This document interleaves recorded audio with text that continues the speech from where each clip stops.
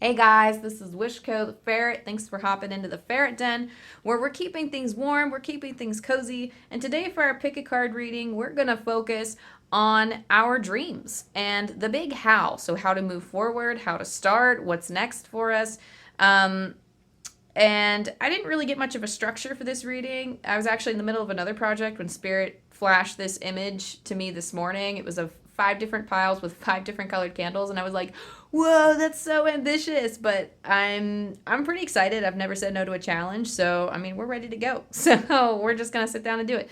If you're watching this around the time that it's posted, then it is around the new moon in Pisces. And new moons are all about manifesting. For those of you who are already really into tarot and astrology, I personally go by the phases of the moon because I'm a very goal oriented person. So I create along the full moon schedule. And then once the full moon comes around, I try to release things and to heal things. And then it just ends up in this cycle of constantly manifesting, which I really do enjoy. If that's something that speaks to you, then I mean, hey, then you came to the right reading because we're just focusing on pure creation right now. Of course, this is a timeless reading too, so you don't have to be in a new moon or a Pisces energy in order to come to this reading. But as always, you have to drop into your heart space, let the dust physically, emotionally, and spiritually settle around and within you so that you can determine which messages are for you and which messages are for other people. And of course, call in those energies on the other side, either your spirit guides, your ancestors, your loved ones, your animal totems, whatever you work with. Call them in and they'll help guide you to whichever pile or piles are for you. And yeah, okay, so here we go. We have pre-shuffled cards here. I was told not really to pull anymore like throughout the reading, just have them all pre-shuffled and ready to go. But I will actually pull if I need clarification on something. I have all of these decks around me and we're ready to get started. So go ahead and sit and tune in, and I'll see you in your pile. Hey, pile number one. If you chose this pile, you chose the green candle, which I took the liberty of lighting for us here. So I started your reading before already, and then I got a little tripped up and had to leave. It's not anything bad. It's just, it seems like it's very close to an old energy I used to have, and I kind of wigged out a little bit. So I had to walk away, take a nap, go out for a walk. I went out and got myself a nice Starbucks drink as a pick me up, and I'm back, returned. I do have to be honest and authentic with y'all. No channeler is perfect. Um, I I just want to make sure that I'm being real here and admitting that these cards have been looked at. I've thought about this a little bit. I had to walk away. So I'm going to start channeling now. So, and that, by the way, channeling is an art and it's something to be studied and practiced. So if that's actually something that you're looking into doing or that's something that you're interested in knowing more about, go ahead and leave a comment down below. And I would love to hear other people who are studying, maybe like sharing resources or materials that help you study this kinds of stuff. I'm always looking to learn more, and this is something that I would like to teach someday. So I just love to start a community that's into learning those kinds of these kinds of spiritual and esoteric arts. So if you're into that, definitely let me know down below so I can know to put out that kind of content. But anyway, I'm going to start channeling now. Um, so now that I'm getting into the thick of it, I did want to start off because I think it is a beautiful message in itself. This is the Tarot of the Dragons. So this is all in relation to your dreams. And right now, I will read the snippet out of the book for the moon. We all know the moon card. If you're into tarot, when you look at tarot, we know that the moon is about tuning into your intuition. Sometimes some dirty stuff is brought up out of the shadow because the new moon and the full moon, for me, the full moon is usually when the nasty stuff comes up. So, because those are the things that we need to release or things that we need to let go of. And the moon card is all about letting go. And I feel like sometimes people might get the energy of a full moon during a new moon in a sense. So it is a big time to manifest and to start anew. But at the same time, there's also some habits that have to go, or there's some kind of thoughts or some kind of situation that you're turning over in your mind that you need to let go of.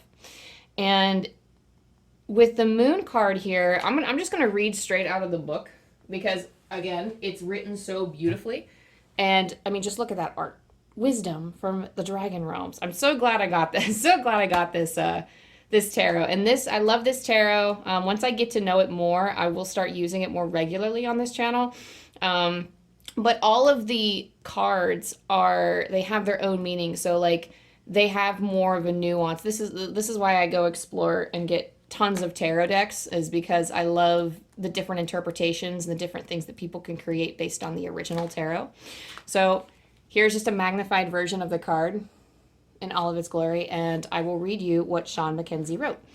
An elegant, enigmatic Eastern dragon dances over the illumined face of the low-hanging moon. Having no fire of her own, the moon's light is an illusion, a dim reflection stolen from the unseen sun.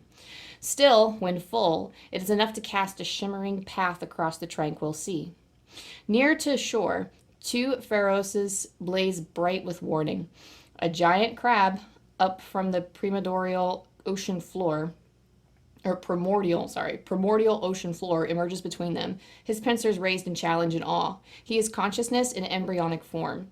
On the shore, entranced by the dragon and the moon, sits her feline audience, a curious house cat, domesticity, and a noble tiger, wildness. Beneath the moon dragon's eldritch gaze, fears and anxieties rise from the murky waters of the subconscious, begging to be let go. Dreams and nightmares flourish, and secrets long hidden emerge from the shadows. Truth is at odds with illusion. Deception and uncertainty obscure your way. Still, there are beacons in the night. Your creativity is aglow with dragon fire. Your intuition is as sharp as a dragon's tooth. Trust your instincts. Let your imagination soar and be free. Together, they will guide you through. And that's so interesting, because when I approached your reading and tried to read it, there was the illusion that it was my energy when it's not, because this isn't my current energy. This is something that was reflected in the old. But I just find that so interesting that, like, because it's like when I connect and people have trouble with their throat chakra, for example, I might find that I have trouble with my words, and then there'll be a card reflecting that somebody's having trouble with that area. So I'm going to try my best to be clear in this reading, because I'm like picking up like the energy of just feeling unclear and foggy. So if that's you, you're in the right place.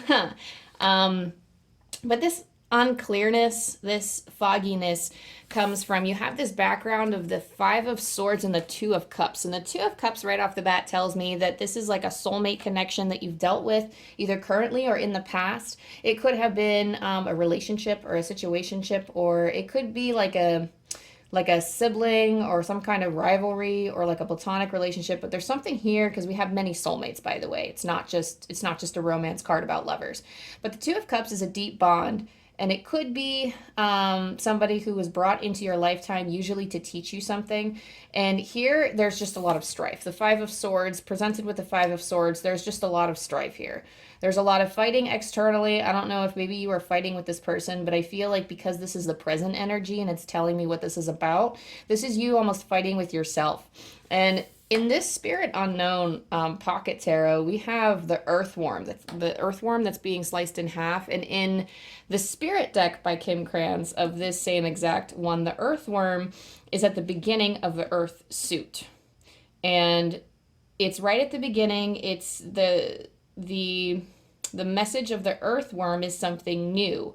Something, it's like having a beginner's mind for things. And I feel like this is a situation in which you came into with this soulmate. It sounds like it's more of a romantic connection for some of you, but it could be something else. It feels like there's a lot of regret for how you handled it. Like maybe you came in with this naivete, or you came in with some kind of rose-colored glasses. And it's almost like you regret how you handled the situation or how you acted.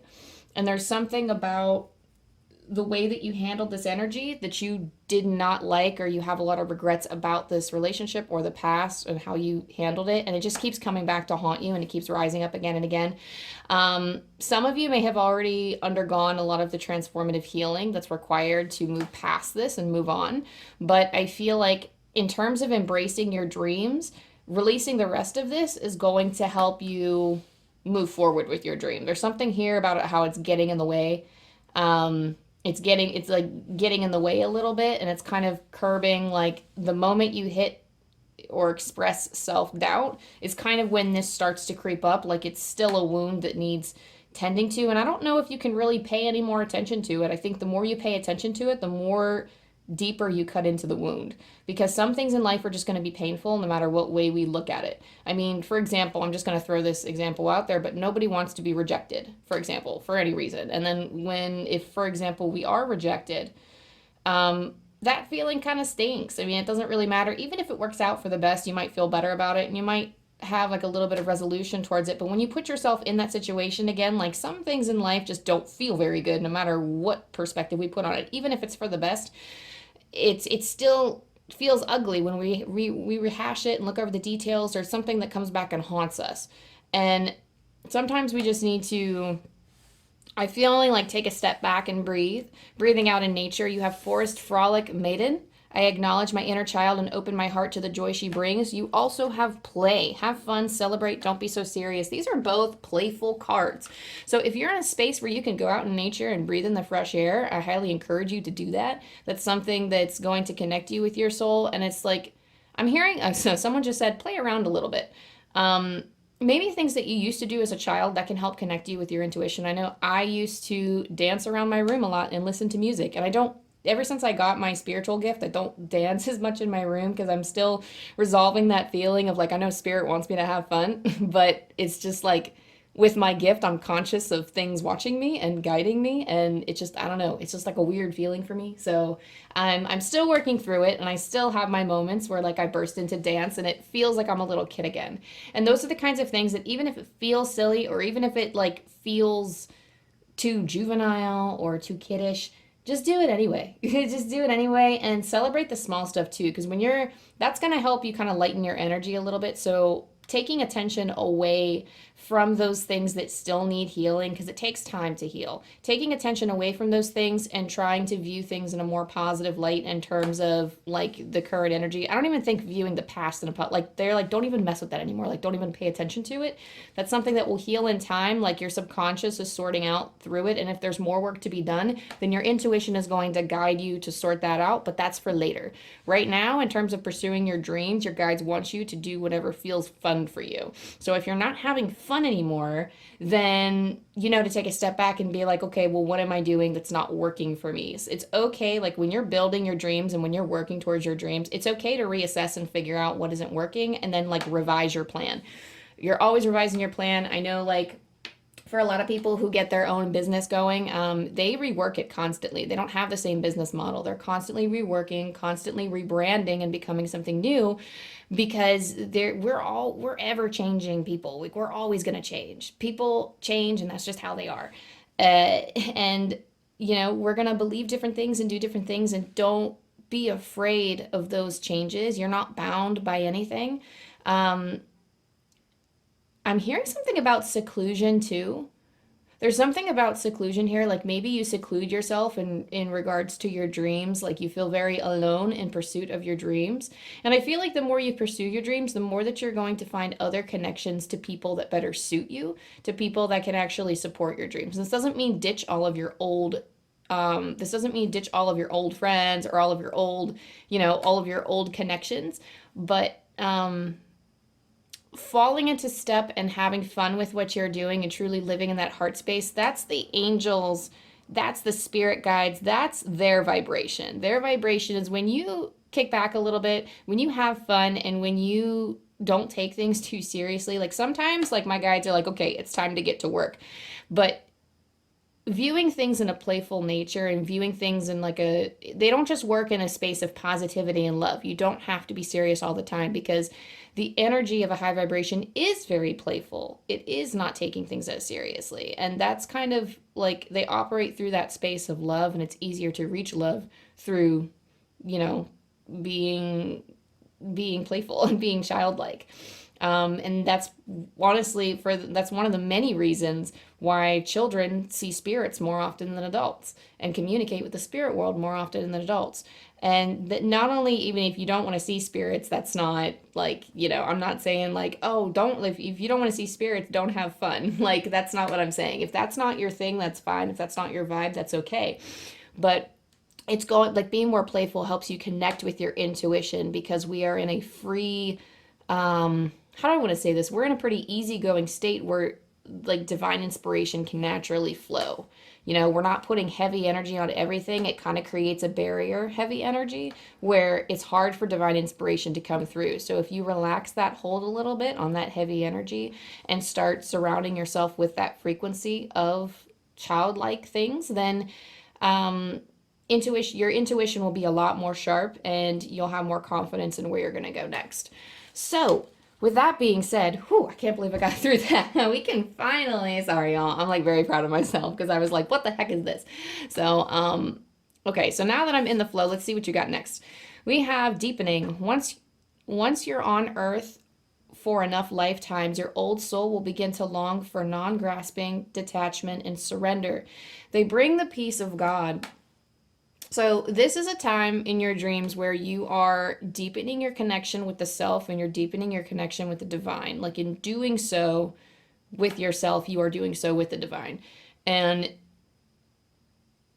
whatever, I think I might be speaking to a pile that really wants to talk about their feelings and emotions all the time. And you think that talking about it or sorting it out in your head again and again or focusing on it is going to make it better or it's going to help you have some kind of epiphany. And sometimes that's true. Sometimes we need to have that space with ourselves. We need to journal. We need to like do those kinds of things and get in that energy in order to sort it out so that it's, so that it's all squared away and good. But I feel like in stepping away, that in nature is caring for yourself and loving yourself enough to deepen. It's understanding that like detachment is very important too. And a lot of people, like in this, there's like a rise with new age stuff in terms of all this self work and shadow work. And it's great. Shadow work does not necessarily equal progress and strengthening your intuitive abilities though.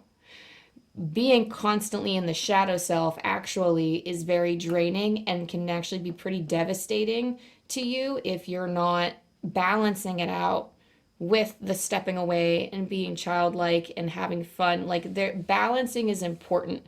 Having the perfect balance isn't always possible because again, we're people and we're not perfect. Authenticity is not perfection. Let's just get that right. Authenticity is not perfection.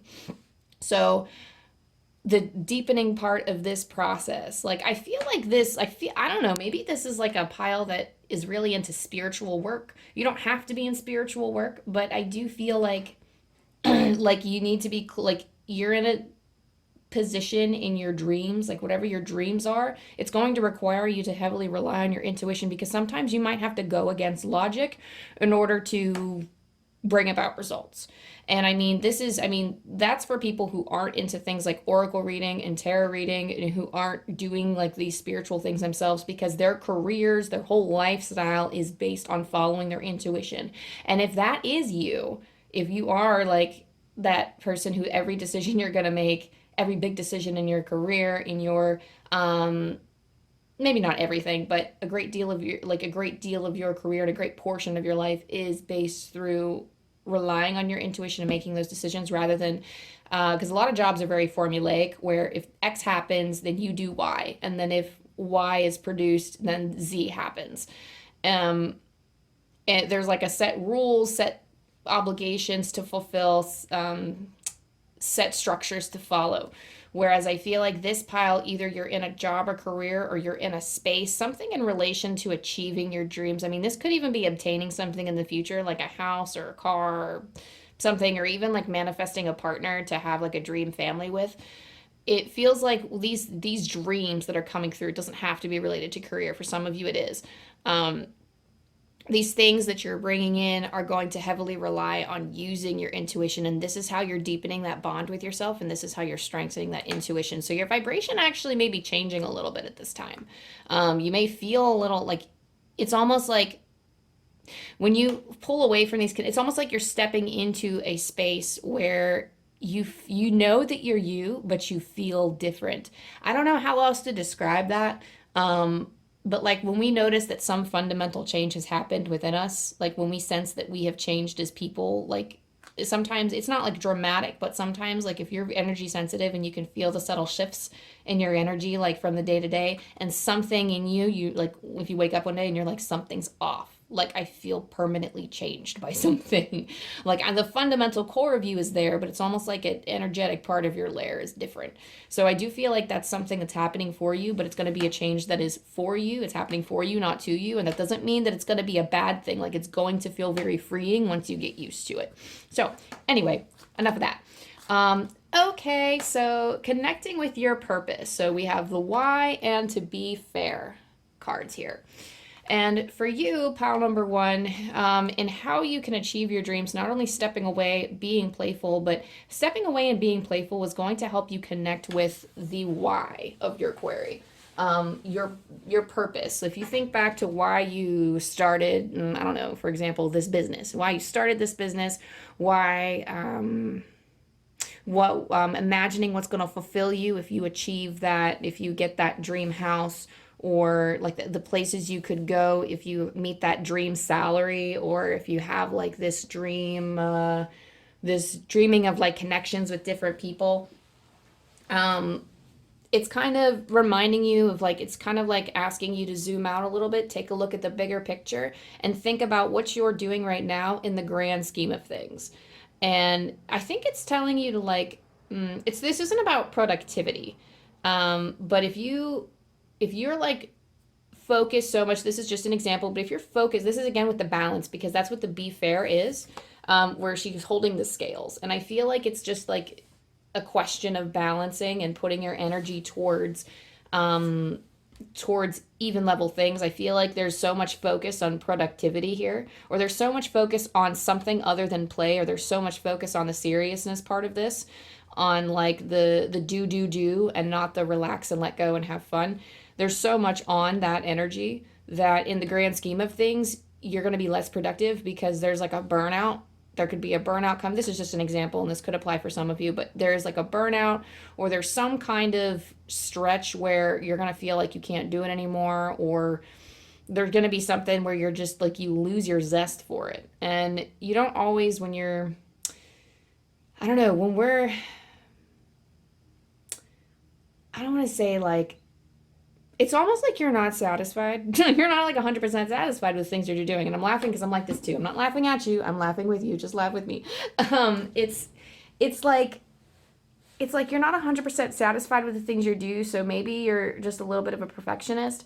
But there's a need to be fair to yourself. I'm also hearing something about being fair to the relationships in your life as well. But yeah, so connecting with your purpose and why you're doing the things that you're doing, it's not just about obtaining things. I mean, I am hearing an echo about obtaining salary for some of you. So I do feel like for some of you, it's like there's like a big money goal in mind, or there's like you have like a passion project that you're doing, or there's something where you're going to like earn money, or you hope to earn certain things of money, and you have a game plan to get there. But there's something about zooming out, looking at the whole plan as a whole, recognizing, yes, I still have time, and it doesn't have to all be done today. So give yourself that break to relax so that you can still produce things in the long run, and that you're not burning out and just being left with like a whole week or 2 or 3 or even a month, because burnout can last for a while. I've been through it recently, so I know. But that's just something to watch out for. So even if it's like, some of you could also feel inspired by other people or a story too. There's something here about inspiration and motivation that's kind of coming in. You're not always going to be motivated to move forward with your dream, but it shouldn't be that much of a chore is what I'm getting. So that's why I feel like it's starting to feel like a chore, because you need to step back a little bit and allow space for that thing that you're creating to grow, or that energy that you're putting into manifesting. You need space for it to grow. So that's what I have for you. And last but not least, I'm going to roll the dice for you, pile number 1, and see what the angels have to say about achieving your dreams. What the next step is. 4, 6, 5. Where did I put that book? Here we go.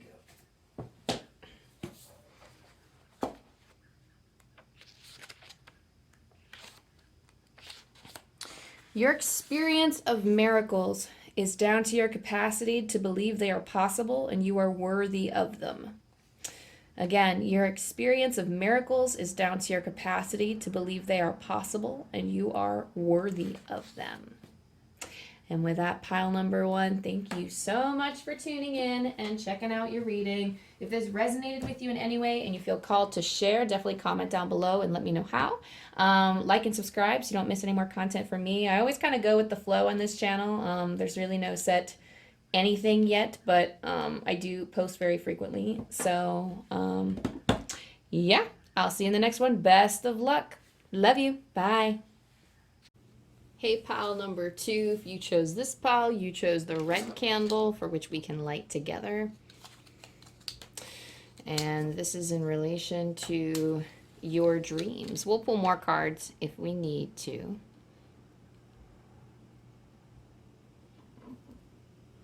So as always, step into your heart space. Allow yourself to settle. Breathe in and out as deep as you can.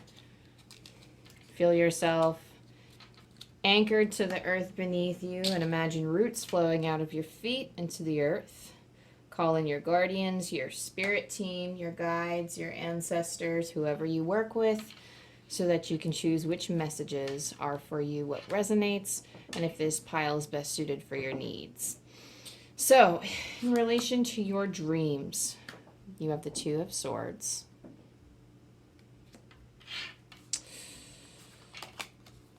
Find your bliss. I'm following a path I love, and I'm fully aligned to my soul purpose.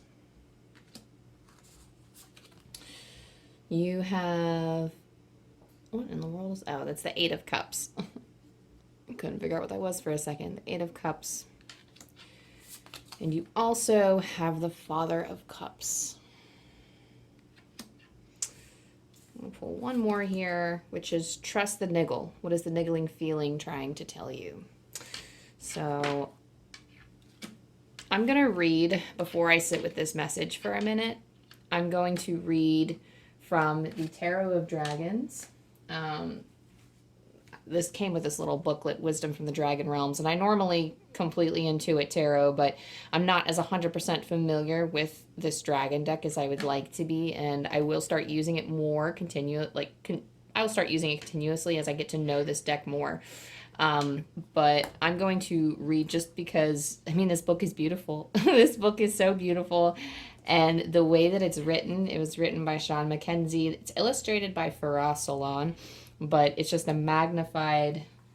Let's find 2 of Swords. It's like every page is like a magnified version of the card. So let's pull up your 2 of Swords. With wings wrapped cape close against the elements, an aureate dragon makes her stand on a moonlit stretch of tidal sand. At her back, 2 sword-topped rocks thrust their way through the unsettled sea. They spell disaster for any, save a dragon, who tried to come ashore. Clouds race across the sky, threatening to obscure the moon and leave the dragon in darkness. Like a fairy dragon poised on the tip of a rapier, the 2 of Swords is animated by tension. Change is imminent. Opposing forces are at play, and like it or not, a decision must be made. Which way to turn? What to do? As much as you want to close your eyes and ignore your feelings, this only leads to a temporary moment of stasis. Hold tight, take a breath. Nothing remains the same. As frightening as this feels, it's as it should be. When a paradox presents itself, embrace it with open eyes and a bold heart. Go past its duality and become the point of equilibrium. True balance is found in stillness. In the space between yes and no, go and stay. With knowledge, the roughest waters can be navigated. So sometimes this tarot does veer away from the traditional to really get like this. The Dragon Realms speaks of,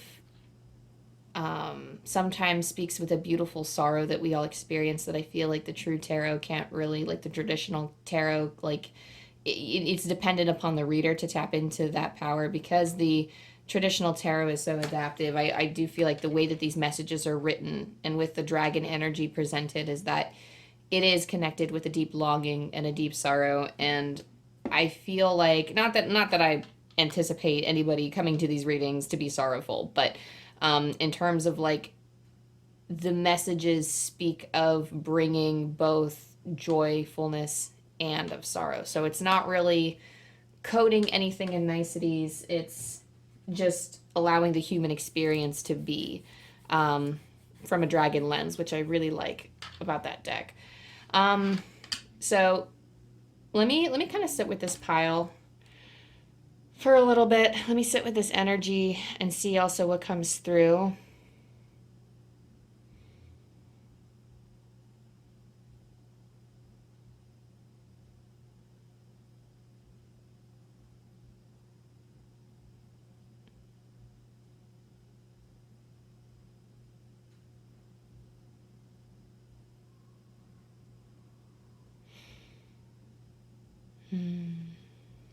Okay, so first thing they're drawing attention to are the colors that we see. We see a lot of purple, we see a lot of blue, and those are the upper chakras, so specifically the throat, the third eye, and the crown. So I feel like we're grounded, but what's cloudy right now is how we're perceiving things, how we're able to communicate things. I feel as if our vision or our way forward with the Two of Swords is not very clear. And there's something here. For some reason, I did not bring my glasses to this reading. Where are they? You know what? I'm sliding over and grabbing my glasses. Girl, what you doing? Like, I can't even... Like, not only do I feel like it's not very clear, but I also just do not have my glasses on. So, there's that. But that's so silly, because every time I do something with one of these readings, it's always corresponding to the energy that I'm getting. But, so that straight up is a sign. And I felt the need to put amethyst on for this particular reading. So I feel like you are guided by your own intuition at this time, though it might not seem very clear. Not only do you have the Two of Swords, but you have this Trust the Niggle card. So what is this niggling feeling trying to tell you? It's kind of like you're not going to find the answer outside of yourself, because you see that she's the only one highlighted in purple in this card. Everybody else is shrouded in gray. The rest of the world is shrouded in gray. Your answer is not around you, your area is within. Just like with this card, you may be surrounded by purple and blue, but you are the gold. You have the answer within. And it's the Two of Swords does call for, in the traditional tarot, calls for intuition, calls for you to make a choice. I'm hearing like make a choice, make a design, that trusting your gut is going to be like a huge vibe for you right now.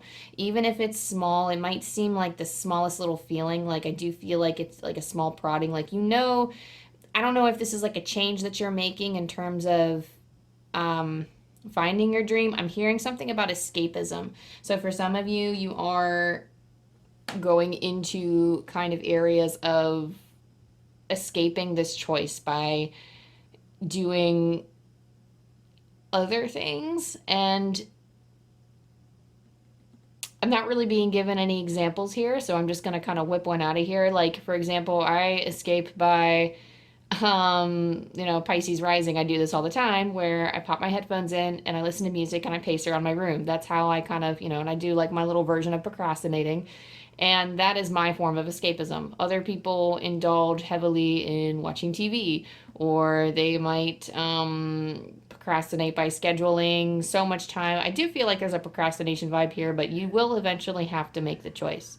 It's a hard choice, but it's a choice that you have to make.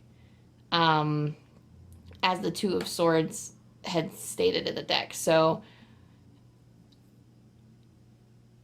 there is a consistent theme of the gold color here, though. I feel like you just need to be confident in your choice, because gold is the color of your solar plexus chakra, and right at the same moment, like, they're telling me that you're a visionary. So you're seeing a very specific future, and you're afraid that if you make the wrong choice, that you're not going to get there. And so long as you find your bliss, so long as you follow your intuition, it might lead you down a path that might seem like it's not going in the direction that you want it to, but it's all in the greater picture going to work towards where you need to go. and your vision's going to manifest. I'm hearing that you're also a little reactionary. So, when something, if you make this choice and something chooses, or if something just doesn't go your way, or if it goes like, I don't know. So let's say there's a safe choice and there's a risky choice, and you have this intuitive feeling that you need to take the risky choice, for example, and you go and you take that risk, and it ends up not turning out the way that you want it to, but you might react in such a way that pulls out of the dream completely and says, I will move no further because my faith has been destroyed, or like something of that mindset, right? And or there's something like a doubling back, like in a reactionary manner, and your guides want you to keep persisting and to keep moving forward, even if things don't work out after making this decision, because you made the right choice. It might not seem like it given the consequences of that choice, but it will be the right choice for you in the long run. I can't tell you exactly how, because I feel like we have a bunch of different energies visiting this reading, so we're all enacting different things. And I'm hearing like, okay, so I don't know why this is important to say, but they're saying, for some of you, I'm not telling you to do a crime. That's not what I'm saying. Like, we're clearing this up right now. And you need to sit with yourself and figure out what your intuition wants to do in terms of whether to take this risk or not. Because again, I mean, this isn't just a liability thing. This is taking that power into your own hands and making that choice for yourself. I'm not making it for you. And I'm saying this even though I'm giving you guidance and even though I'm speaking with Spirit here. Spirit wants you to make your own choice. But your choices are yours alone and that you're accountable for them. That is very important to say because we don't want shaming or blaming going on here. So understand the weight of your situation and please take accountability for that. If it's like a very desperate or dire situation that involves some form of crime or something, like I'm not telling you to commit a crime. But anyway, I don't know why that was important for me to say. But they don't want you to endanger yourself, is what I'm hearing. So if you feel like between these two choices you have to endanger your even your physical body or your sense of self, you have this like shroud of safety around you, but don't make your choices dumb. Like don't make a dumb choice is what I just heard. Like it's not like Spirit's judging you or anything for like, oh, make a smart choice, that's not it at all. But like, I mean, don't go jumping off a bridge just because Spirit says that you're protected, because you are, but you still put that karma into action and a consequence has to follow that action. So just know that following your intuition, you take pride in your step is like another thing that I'm hearing. You take pride in your step, you take pride in your choices. So whatever choice this is, even if it falls apart, don't let that stop you. You can lean on your pride. I know they say pride is like, I don't know, I guess in like the Christian verse it's like a sin or whatever, and like people don't view pride in like a too positive of a way, and like humility is like something that, but I mean like humility is kind of viewed in like a positive way. Like it's better to be exhibit modesty or humility or something than pride. But I think that your pride works for you in this sense. We have like an 8 of Cups and the Father of Cups. This is you're somebody who, I'm hearing that you're proud to let go of things. Father of Cups demonstrates that you actually have you're like blessed and endowed with like this ability to manage your emotions very well and to see the emotions of others. And 8 of Cups, you recognize when something is broken and when something isn't working anymore. And trusting your own judgment, like recognizing yourself, I feel like there's a part of you like I'm seeing like two split things here. Like you're confident and you're proud. Like you seem to have okay, so here's the thing. You have a lack of confidence, but you have half of you that's fighting to come out saying, no, I've always, looking back on my mistakes, some of you feel like you've tripped up a little bit in the past, but you've demonstrated the art of learning. You've demonstrated the fact that you can learn from your mistakes and that you are making better choices for yourself, okay?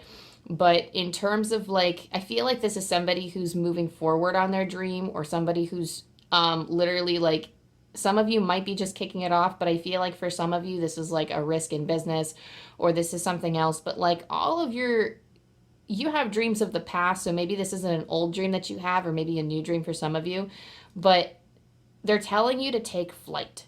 Take flight with this dream, and that it's okay. That's kind of what they're telling you. They're ushering you forward in a way where, like, sometimes it's uncomfortable. You got to step out of your comfort zone here.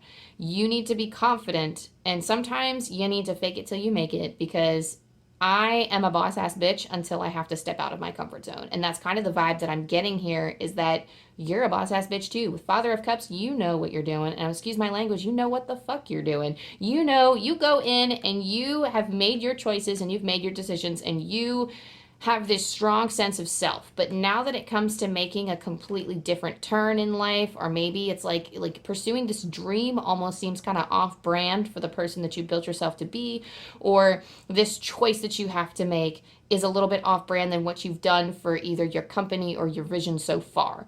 And your visions are coming to light now. Like they were dormant in you for so long, festering, that now is the time to seize them and to take that action. And it's so hard to come into yourself. Believe me, it's so hard to come into yourself and trust the visions and the fantasies that you have for yourself in your future when you've always acted like you never had them. And the Eight of Cups is not only telling me that you know what's broken and you know what needs to be fixed. And this old self that you've built for yourself, it's not like it needs fixing or anything, but you realize that the empire that you've maybe once upon a time built, this reputation that you've built for yourself, there's a name that you built for yourself. You, even in terms of your character, you have this vision in your head of the kind of person you are. But you need to walk away from that and step into this reinvention of somebody who embraces their vision. And that's going to look a little different. You will still, let me reassure you, you're still going to keep the core of yourself. But it's not, you're going to change. Like the outer layers of your vibration are going to change, and you're going to expand because you're getting more in touch with the vision that is closely connected to like a deeper part of your soul. So you're actually aligning your energy by doing this. So you're doing yourself a favor, pile number 2. Like, and the red candle, I did not feel called to do this with the other pile, but the red candle in this way connects with you because red is our root chakra, our safety, following our passions. And I feel like a part of you feels like your safety is being threatened by this choice because your intuition is telling you to make a choice that feels unsafe for you. But Spirit is saying it is all good. These kinds of decisions were made for you. By that they're saying like you are, I don't know, like you were made or you were built to handle these decisions. Like that's the kind of confidence that you're stepping into. And sometimes it's so hard. I'm hearing that you broke your back for others, but that's not you anymore. And you need to step forward into this new sense of self and have confidence in the person that you're becoming. And sometimes you don't, again, like I said, fake it till you make it. You're not going to have, sometimes you don't have that confidence until you step into it and start actually doing the things that you're most afraid of doing. Because then when you face that, not only is that in a sense facing your fear, but it's facing your fear at the same time as tackling your dream. And for some reason, once you've been through kind of like the worst of that, like I know for me, it took a few months. For others, it takes a few years. But you'll keep encountering things that will trip you up. And it is your job to keep yourself on track. It will get easier as it goes on. And you got this, pal number 2. Like, I really feel like you are an incredibly strong, powerful person. Like, you're a leader. You're somebody who gets shit done. Like, this is badassery energy right here. Like, I don't know what this is. I don't know why I keep wanting to say badass, but I really feel like you have everything. You are... You're like, I don't know. It's almost like you're entitled to your own opinion and you know it. Like, you see the world, you have your truth, and you want to embrace that truth, but sometimes taking action on that truth is a little hard for you. Oh my God, shut up, shut up. Okay, y'all don't know why I'm freaking out because I just pulled the karma card, and remember, oh my God. I'm sorry, I'm geeking out. I'm sorry, Paul, too. Give me a second, let me take a sip of my Starbucks, and then I'll come back and tell you why. I had a whole conversation with myself this morning. I'm telling you, sorry for the loud clap. I had a whole conversation this morning and I just got enlightened on the whole aspect of karma. And I'm about to tell you why. Let me read the card first. It says karma. There's nothing from a past life that can't be addressed in the current life. And I had this whole conversation with myself this morning because I felt like a lot of people feared the term karma. Because oftentimes it's usually when someone does something that's like not very good for other people, they're being mean or they're being rude, or there's somebody cuts you off in traffic and you're like, oh, you're accumulating bad karma, or like, oh, you know what, like you're gonna get your karma, or like, oh, karma's a bitch, isn't it? Like that's the term that karma is being used for a lot. And karma does not recognize good or evil. Let me say that, because I had to work through this whole thing, and I had to I'd be like, okay, I just literally just told myself this morning, I was like, watch, Amanda, like you're talking about karma this morning, and watch that it's going to be in one of these piles. Yeah, okay. So, what I kind of, how I want to explain karma in this sense is everybody's going to have their side. So when you make a choice, let's say, maybe not your particular choice, but I'm just using, just to explain the term karma. You have, how do I want to say this? So you have, so you make a choice and it ends up being a choice that falls with your intuition. You're like, this is the one that I have to make, but it puts trouble on other people's plates. And you may feel like you're accumulating bad karma by that, like from that.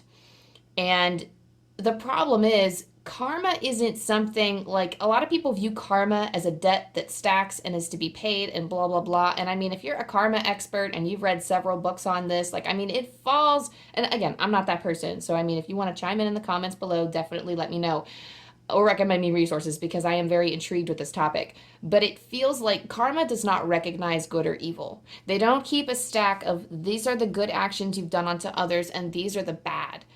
And it's actions created. Your actions have power. That's all karma is, are the actions and then the consequences that follow. And in terms of like our thoughts accumulate karma, because as we are, so like, and as a medium, I can say this because when I focus on all of the negative stuff, then I get spirits coming to me who have a really foul attitude and say really mean things. And I'm like, oh, snap. Like, it's because I'm creating that vibration for myself, and it's like I'm creating that mental energy and like that spiritual energy for myself, and it's reflecting back spiritually. That doesn't mean that if you go like, the consequences can come in various forms, and this doesn't mean that you have to fear certain things, especially when you make decisions and you don't know of the consequences until they happen. Never fear karma. That's just one thing I want to say. Never fear karma, because we all experience consequences to our own actions, to other people's actions. You let the divine worry about how to arrange all of the energy, because it is all in this really complex formulaic way that the universe operates that is beyond human comprehension. There is no way of knowing, like, there's no way of keeping a tally of what's your karma, what's other people's karma. Like, I feel like I just heard, it's none of your business. That's exactly straight from spirit, straight through. They just said it's none of your business. And that's kind of what they want you to know, is that your actions, either way, even through, and like in Hinduism, this is like when they talk about karma and dharma, they talk about, I'm saying it wrong, I'm sorry, but they'll talk about karma, dharma, and all this other stuff, and they'll say that karma in the form of action and even in the form of non-action accumulates karma. It's all karma. Because doing nothing is a consequence. Like, it creates consequences because it's just the action of existing and just watching. And I'm not trying to bring like the philosophical trolley problem into this. And, sorry, y'all got Wishko the Ferret's lesson on karma, but how this applies to your reading is that not making a choice is a choice. And the universe will make that choice for you if you don't. And it might not be the choice that you wanted to make. So take the power in your own hands, seize the opportunity to do it yourself. Because there's no sense in worrying or shaming yourself into the consequences of what's going to be. Deal with it when it gets there. You don't have to worry about anything nasty coming at you later. Think about the pros and the cons of what you're doing. Think about the consequences. Of course, have a logical mind about it. But don't be obsessed with this idea that if you cause harm onto others, even like in an accidental light, like if you, like even if something was unforeseen, if it's the best decision for you, make that decision. I always used to fear that, just as an example, I always used to fear leaving my jobs because I knew that even though I put in a 2-week notice for some of these jobs, it was almost like I felt bad. I'm sorry, I'm talking about myself a lot. Like I use personal examples to connect, but they always they never fill in my spot before I leave. And it's usually like food service or hospitality or some form of human service where everybody else gets bogged down with the extra work. And then I've always wondered oh my gosh, I feel like I'm that's going to cause you to mistrust your judgment because you're doing what's best for you. Allow everybody, they all have their own karma too. I think companies, if this is about leaving a job, jobs and companies have their own karma. Like every environment has its own actions and consequences, and you're responsible for your own energy. So if you want to get out of an energy, or if you want to step into a different energy, that is okay. The universe never judges you for wanting to move to a different energy. But yeah, that's all I have to say about karma. So if specifically for the message for you is just remember that your action will have a consequence, but to not fear that consequence. Embrace it. Let it be your power. And these are amazing cards to get. We have Truth Be Told and we have TikTok. And I really love this for you, Pile 2, because someone just said, excuse me, time matters. Like somebody just came through and was like, excuse me. So hang on, let me chill here for a second and listen.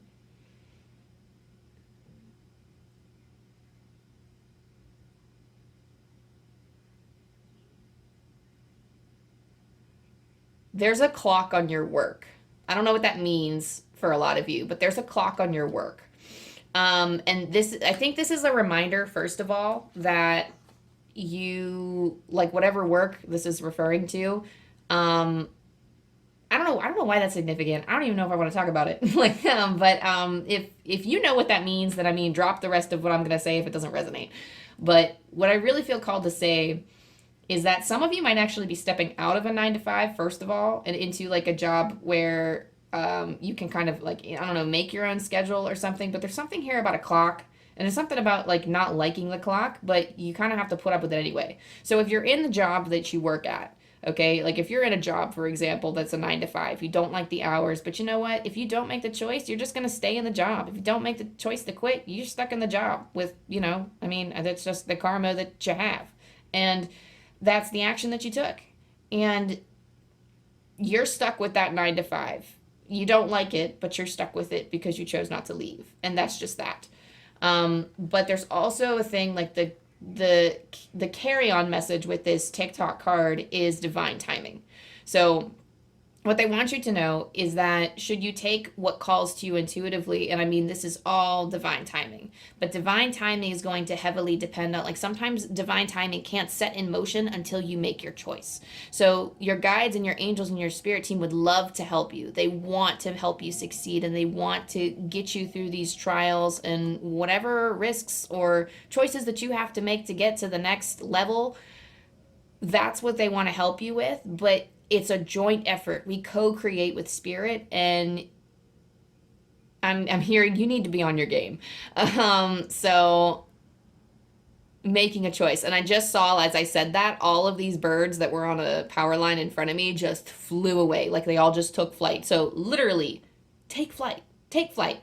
And truth be told tells me that, I mean, there's just something about time and productivity here. That's the last thing I wanted to say with TikTok, is that there's something here about time and productivity. Something about time might bug you. I don't know if you're just running out of time to make the choice, or if you have been dwelling on something for a while, or you've been upset and wanting to make a change because of time.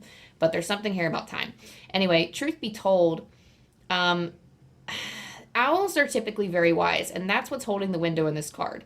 And owls have like the biggest eyes, and they say that eyes are the windows to one's soul. So the message of this card tells me that, like, the message of this card normally says that you have the answer within. And sometimes you need to reflect inward in order to reflect that reality out. There's something within you, like the windows have to be, I'm just seeing that, like that, like you need to open your windows, because your windows are not open. You're not letting your truth and you're not letting yourself free. It's literally, guys, I literally just take flight. Like just fly away. Make that choice. If it's like to leave, get the fuck out. Like, I mean, like, I want you to have the proper preparation set in place, and there's just something here, like, I don't know. Like, again, do what you gotta do.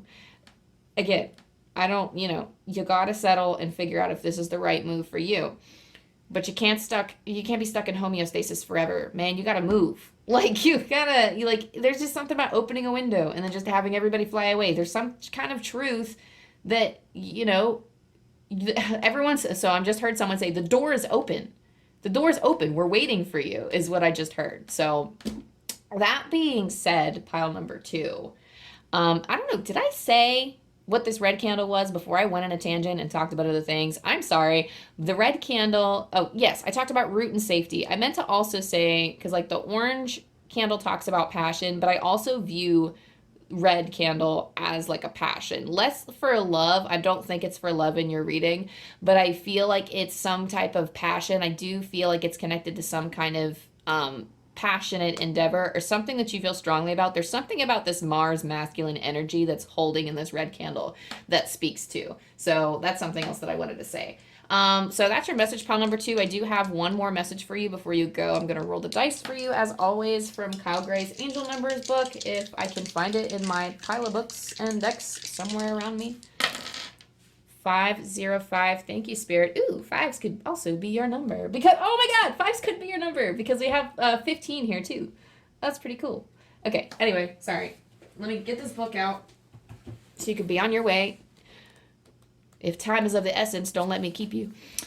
505. Trust in the changes you feel you are guided to make, as these are God-led. You have the capacity to manifest abundance. Believe it. Again, trust in the changes you feel you are guided to make, as these are God-led. You have the capacity to manifest abundance. Believe it. All right, friends. And with that, that's all we have for you, pile number 2. I'm sorry, I can't get it out of my mind. Every time this book says believe it, I think of Naruto, where he's like, believe it, that's the bayo. So, I don't know, maybe you like Naruto, but that's like, that image is like shouting in my mind. So that could also be another confirmation for some of you who like anime and watch Naruto. But anyway, thank you all so much for checking in for pile number 2. If this resonated with you in any way, go ahead and like and subscribe down below so you don't miss any more content from me. And definitely comment down below and let me know how this resonated with you. Don't tell me about crimes or anything. That really put me off, y'all. I'm sorry. I don't usually channel stuff like that, but that just kind of freaked me out a little bit. But thank you so much. I love connecting with your energy. That's really all I had to say, because I literally hear a spirit next to me saying like, thank you and goodbye. Like I appreciate your help. Thank you to your guides. Thank you to your spirit team. Thank you, ancestors. Anybody you called in. Thank you to my team and my guides on the other side, all my peeps on the other side who are helping me channel this message today. I really, really appreciate it, and you have my utmost gratitude. I love you, I love you, I love you, and I'll see you next time. Bye. Hey, pile number 3, if you chose this pile, you chose the white candle. So let's light it together. Let's take a good long look at it. This is one of my nicer pillar candles, and I'm lighting it just for you.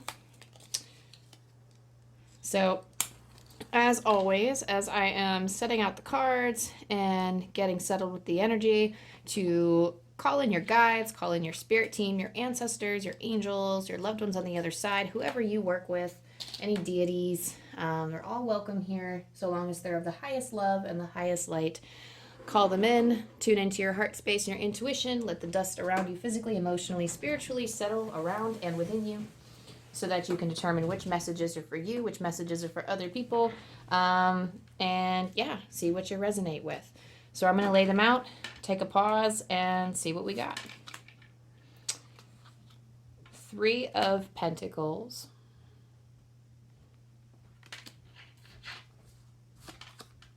Solar plexus chakra. I take actions daily that awaken my personal power.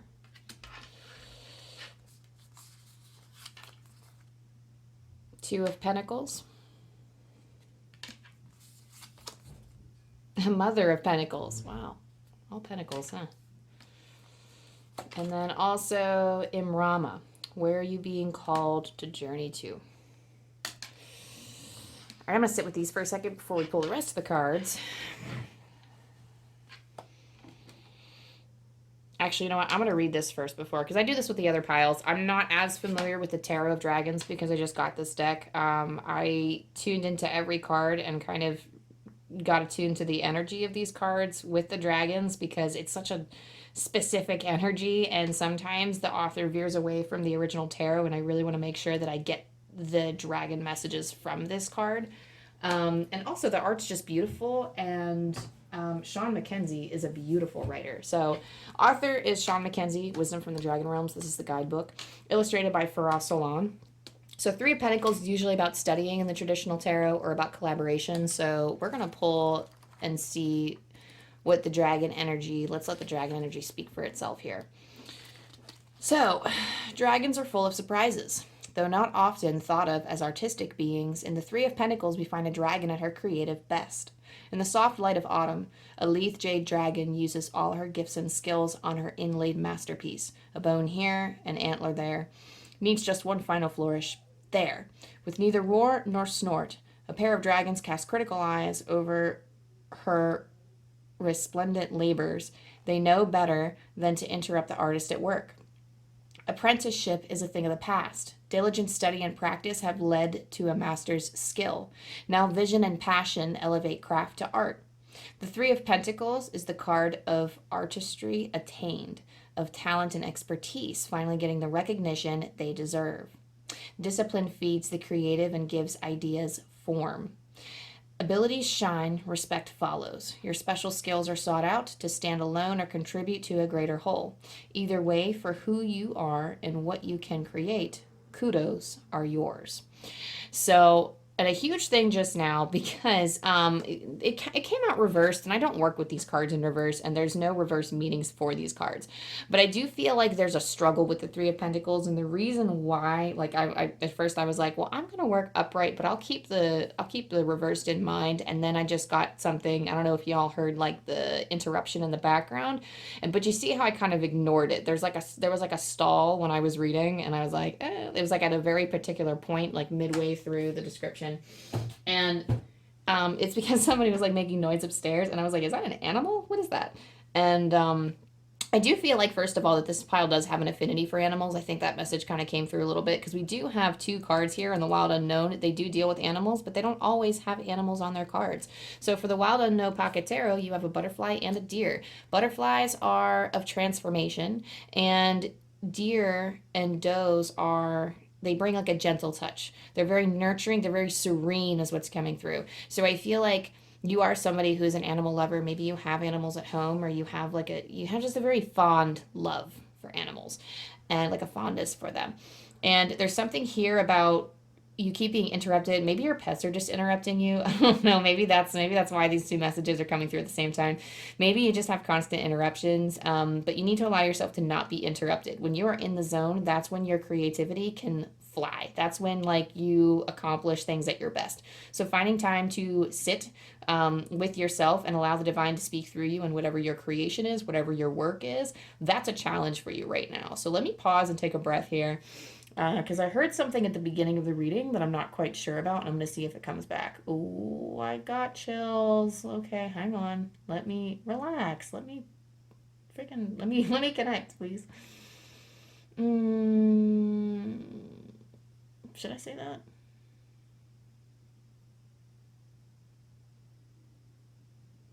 It will serve its purpose. Okay, fine. So I'll say it. So right before I got into this reading and as I was meditating, because I kind of do my own little meditation before I step into the reading and turn the camera on, I'm getting the sense so there might be somebody in your life that's not being real with you, and it came in the form of like an episode of it just came through like an episode of a show that I watched recently, and it was kind of like a dishonest scheme at first. There were feelings there. It was kind of complicated. There were feelings. It was like a romantic relationship between somebody else and like between like these two particular people, and I had a feeling, I'm hearing that you're very smart. Okay, I just heard someone just said you're very smart. So you are, if this message is like not for you, you can just, ignore this part. But anybody who is in a romantic relationship right now that you're not sure about or you're suspecting something, chances are it's right. Like chances are, and I mean, like, again, settle with your own intuition and figure out, like, you're going to solve it is what I just heard. You're going to solve it. And, but like this person isn't being 100% real with you. They might have feelings for you, but it's something like you're kind of attracted to them too, but you kind of like got them all figured out. So, I mean, like this message, it doesn't feel 100% necessary for you, but this is just confirmation that like for some of you that, hey, like you're on the right track with that. The spirit just wants to let you know, like, oh, your suspicions, they're probably true. And this person is being somewhat false for you. And you're somebody who values that unlimited honesty, maybe right off the bat. And this person just isn't, I don't know, the way that it's set up, they just told me it's geared towards failure. So just as a heads up, not to like shower you with doubt or anything. Again, settle with your intuition. If it's not for you, disregard. But that if anything, you should feel, if this message is for you, it should make you feel relieved, or it should make you feel like it served as the confirmation that you needed, and it doesn't cause feelings of spite. It's just like, oh, that's what I knew. Okay, so if anything, it could be like a confirmation that this reading is yours, for some of you who are doubting it. But anyway, let me continue. But for everybody else, I'm just going to pull the Astro dice on this one for everybody. See, they still want to talk about it. Oh, okay, sorry, y'all. They just pulled up the seventh house, which is about partnerships and marriages. It could be business partners too, but the way that they're talking about it, you're set, I don't know, like you believe what you feel. So we're feelers in this pile. Why are we talking about romance again? What is this romance thing? Are we on romance right now? Is that what we're talking about? I tried to like roll the dice to talk about something else, and then this is what they came up with. So you have the North Node, you have Taurus, and you have the 7th house. And I do feel like you have a strong sense of security in your passions. You are set to achieve your North Star. And I feel like when you pursue that North Star of yours, when you are traveling forward on your path, maybe you are a creator with the 3 of Pentacles. That was actually a pretty creative reading of the 3 of Pentacles. You don't have to be an artist, but I feel like a lot of us here, and I'm not talking like painting artist, I mean, you could be a writer, you could be a public speaker, something in like the creative field, maybe humanities, I don't know, there's something, languages, there's something here about creating, or I'm hearing art, I'm hearing divinatory practices,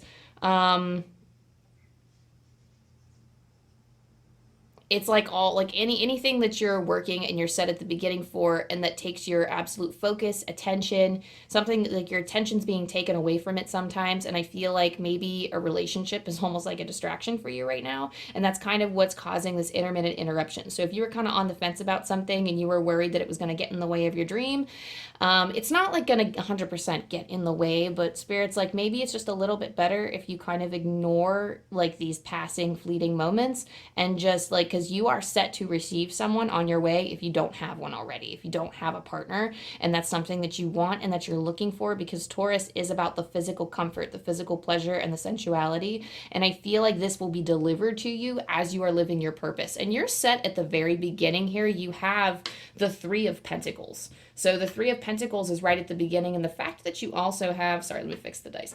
The fact that you also have the Two of the Pentacles and the Mother of Pentacles, like, you just need to move forward with that confidence. So again, with the solar plexus chakra, we have, I take actions daily that awaken my personal power. So I feel like falling into this relationship could, or kind of like indulging in these fleeting romances or these fleeting moments, could take some energy away from where you're trying to put it, and it can mess up your focus a little bit. So consciously taking actions throughout your day that make you feel grounded, that make you feel good, and that further align you with being in your zone, that's what you got to focus on right now. Because in Rama, where are you being called to journey to? This isn't just about traveling. It could be. I know I feel called to go to Egypt. I'm just not really in a place to go right now, but I will eventually go. But this isn't just being called to, maybe you could be called to a place on the other side of the world, or you could be called to a place that going out to journey somewhere. It could be even like a park nearby. It doesn't have to be a physical place. A lot of you are finding this journey within as well, journeying through past lives, journeying through previous incidents in other lives that like affect, they're telling me about, like, I'm hearing something about previous incidents in your past lives that affect your current life right now, and that could be marvelous teachers for the people around you, and could be a marvelous teacher for yourself. So once you learn these lessons, it's literally, I'm just hearing settling into your power. Like, oh my gosh. All right, y'all. Story time. I gotta tell you this because this is, I feel this energy, and I'm going to give you an example of how this is going to work out for you, or how it could work out for you. It's going to work out differently for everybody, and I want this to be applicable to everybody. But just to embrace this community and to embrace this sharing, I got to share it because, I'm all about sharing spiritual experiences. And I asked a long time ago when I had my first spiritual awakening, I started sensing spirit all over the place. I started getting overwhelmed, and I didn't realize it at the time, but I had asked what my past lives were because I was curious, and I was told that I had thousands, not necessarily here on earth, but because I was seeing spirits and different entities from different dimensions coming to me and saying that they were friends. And I sensed that I didn't recognize them from this life, but they seemed friendly. They didn't seem malicious, but they also didn't look human either. Some of them looked like maybe half human. Some of them were just, I was like, what are you wearing? Sometimes it just came through pretty blurry, and I was like, what in the world is that? And I wasn't judging them or anything. I was just like, that's very interesting. And they kept telling me that they were friends from other universes or other existences or something. They just kept saying they were friends. And they showed me 2 different past lives. And I mean, anytime you do past life regression, because this happened with the last pile too, where I was completely blown out of the water with I talked to myself a lot about certain topics this morning and worked through certain topics. And I was like, why am I going on tangents to myself about these topics? And now they're coming up in these readings, and I see why. So I could be rehearsed enough to say them. But when you are journeying through past lives, I just want you to know that you can have a curiosity to explore, but always go back with the intent to serve your current life. Otherwise, you don't, your spirits and your guides don't want you to get stuck in your previous lives, because this is the life you were meant to live. And anytime that you go back in time, I know that when they showed me 2 of my previous lives, they kind of sucked. And I was like, well, show me ones that didn't suck. Can't you show me ones that inspire me? And then they told me, you don't need it. You inspire yourself now. They're only going to show you what's going to serve your purpose. And they showed me ones that were pretty crappy because these situations, my power was taken away, or I chose to trust somebody and I was silenced the second I came out with that truth. And really awful. So I feel very blessed. It actually made me feel very grateful for this life. Because I don't know when they showed me past lives. I don't know when these were from. But, this might be a similar experience. That's just an example of what journeying to the past could help you do for this life. I felt more empowered to make choices in this life because not only did I feel, it's not like you're going to look back and see all of the bad things that happened to you. That's awful. They only showed me, they didn't show me exactly don't be afraid, first of all, because I didn't see anything gruesome. I didn't see, like, my guides show me things in cartoons sometimes, and they show me in a way where I get the general idea, like I get the feeling, oh, I know that that's a death, but they're not showing me the horrific things that come with the death, but they're showing me that this is the death that it was. So yeah, but anywho, that's kind of what, I don't know why past life is coming up for this reading, but I feel like for some of you, past lives could hold messages in terms of like repeating patterns and generational issues. Like there's something here, not maybe about generational issues, like maybe it's something that you thought was inherited from your parents, and maybe it could have been something that maybe you were taught either through like trauma or society programming or whatever the case may be. There is some kind of cycle here like throughout the generations, but it's also something that was present in your past lives, and you were put in this position so that you can work through it. You were put in this lifetime to face it so that you can come into your own power, you can come into your own choices. So here we have the Two of Pentacles and we have the Mother of Pentacles. So definitely journey within yourself, because the Two of Pentacles, first of all, we see a balance. Oof. Okay, more chills as this is coming through to me. I heard someone say, I'm tired of looking for answers. And I'm going to tell you something. You're not going to find the answers by relentlessly looking and charging forward and insisting and begging the divine to receive them. There's some kind of level of uncertainty here. There's something about, I don't know if you're looking for a specific answer or if it's something in relation to loved ones on the other side, or if it's about a situation that you had in mind, but there's some kind of reaching for an answer through the divine, but it's unhealthy and it's not going to get you anywhere. The divine will not give you that answer because you are needing that answer. And when we detach from needing the answer is when the answer usually comes to us later in life or at the right time. And it's not up to you to discern that right now. Your job is to focus and really put forward that personal power. It's almost like they're not... See, they said put personal issues to the side just now. And I don't know if I'm like 100% advocate for that. I'm sure that if you're tuning into your intuition, you'll know if this message is for you. And I got to trust that you're going to use my messages wisely and not kind of get tripped up and let me decide your future or let me tell you what to do if you don't feel that way. Like, you need to take this, my words are like, my words can be a weapon. They could be a powerful healer and they can be a weapon depending on how they're used. I know how pick a cards work. This is why I'm very awkward about doing love readings, because I know that people relentlessly look for answers and they find what they want to see, and then it's like an obsession. It's like they're obsessively seeking. And I'm not trying to call anyone out by that, but because I've definitely have done that myself too. But because I've been through several months of looking for answers through the divine, and I tortured myself the whole time. It's not worth it, and you will get nowhere. And I don't mean to say like you'll never get the answer, but you can't go through life expecting the answer. There's a level of detachment that needs to happen. The Two of Pentacles tells me that there's some kind of transformation here. That's like you're coming into like this butterfly state of being, and it's through the choices that you make. Again, with the solar plexus and this power of choice. So Two of Pentacles is all about balance. If you are obsessively looking for answers to your queries, you are not going to get anywhere. You are not living in the moment. You are not living in your action, in your now. You're not taking your inspired actions received from the divine. And you will fall apart if you keep looking. If you keep, like, it's almost like... Source doesn't give out madness, but they literally just said Source gives out madness. So how do I want to interpret this? Because they came with the cognitive understanding of what I need to say, but I'm going to think about how to say it. Source isn't giving you a hard time. I mean, like, there's that famous saying of like, it's not happening to you, it's happening for you. And because I like messed that up like twice in trying to, not just the phrase, but like, it almost feels like the energy that I'm trying to channel here, it's almost like you're feeling like all of this suffering the divine is doing to you.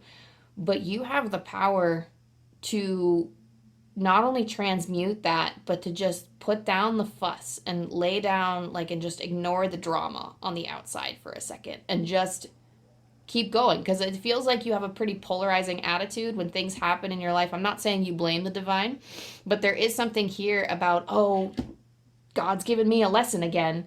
That's not always how it works. And sometimes you can choose how we navigate challenges in life. We can choose, it's how you navigate your challenges, because everyone's going to have them. Yes, we have lessons, but that's just the way of life. That's not the divine's fault. That's not our fault. That's just the way the world works. And it's not a blame game. And I understand that it kind of reminds me of like this kind of probably why languages came up earlier when studying the Three of Pentacles. But think of it like this. You have many different languages in the world. And depending on where you are in the world, their sentence structure is different. And because their sentence structure is different, so like I know in, it was a TED Talk, and it's like one of the most popular TED Talks. If you were in college between the years of 2010 and 2015, then you've probably been shown this TED Talk by one of your college professors, or it's been circulating around the internet and you found it. But essentially she talks about all the different languages around the world. And I'm sorry, I couldn't tell you exactly what it is. If I find it, maybe I'll link it, but I honestly have no idea who it was by. But it's famous. Look it up. TED Talk, languages, and it changes how people think. So long point to say like a small piece of guidance. But there are people on the other side of the world who can recognize, like, the blue is not just blue. The blue is a different shade of blue. There are like 20 different shades of blue, and they can recognize all of them because that's how their language works. They have like a dark blue and a light blue and a mid blue and a something blue. I mean, they have 20 different blues, and it's all different things. They're all different words, and because of that, that culture needs to be perceptive of all of those different colors. So we might not recognize or understand. We might see, oh, that's a light blue, that's a dark blue, that's an aqua, that's a cerulean, yada, yada. But they're going to know 20 different shades, and you're going to look at the same 20 shades and go, oh my God, it's all blue. Maybe light blue, maybe dark blue, but it's all blue. And from their perspective, or like from a different perspective, for example, from a different culture, they wake up with, and they reorganize their rooms, or there's something about direction. So they're always conscious of where north, south, east, and west is. No matter which way they turn, they are always conscious of north, south, east, and west. And that's how they communicate. That's one of the things that, like, I don't know if it's in their sentence structure, but the focus of their sentences. In America, when we would say, the example that they used was if we would say, he got in a motorcycle accident. The main theme, yes, is motorcycle accident, but the main thing we're focused on is he got into a motorcycle accident.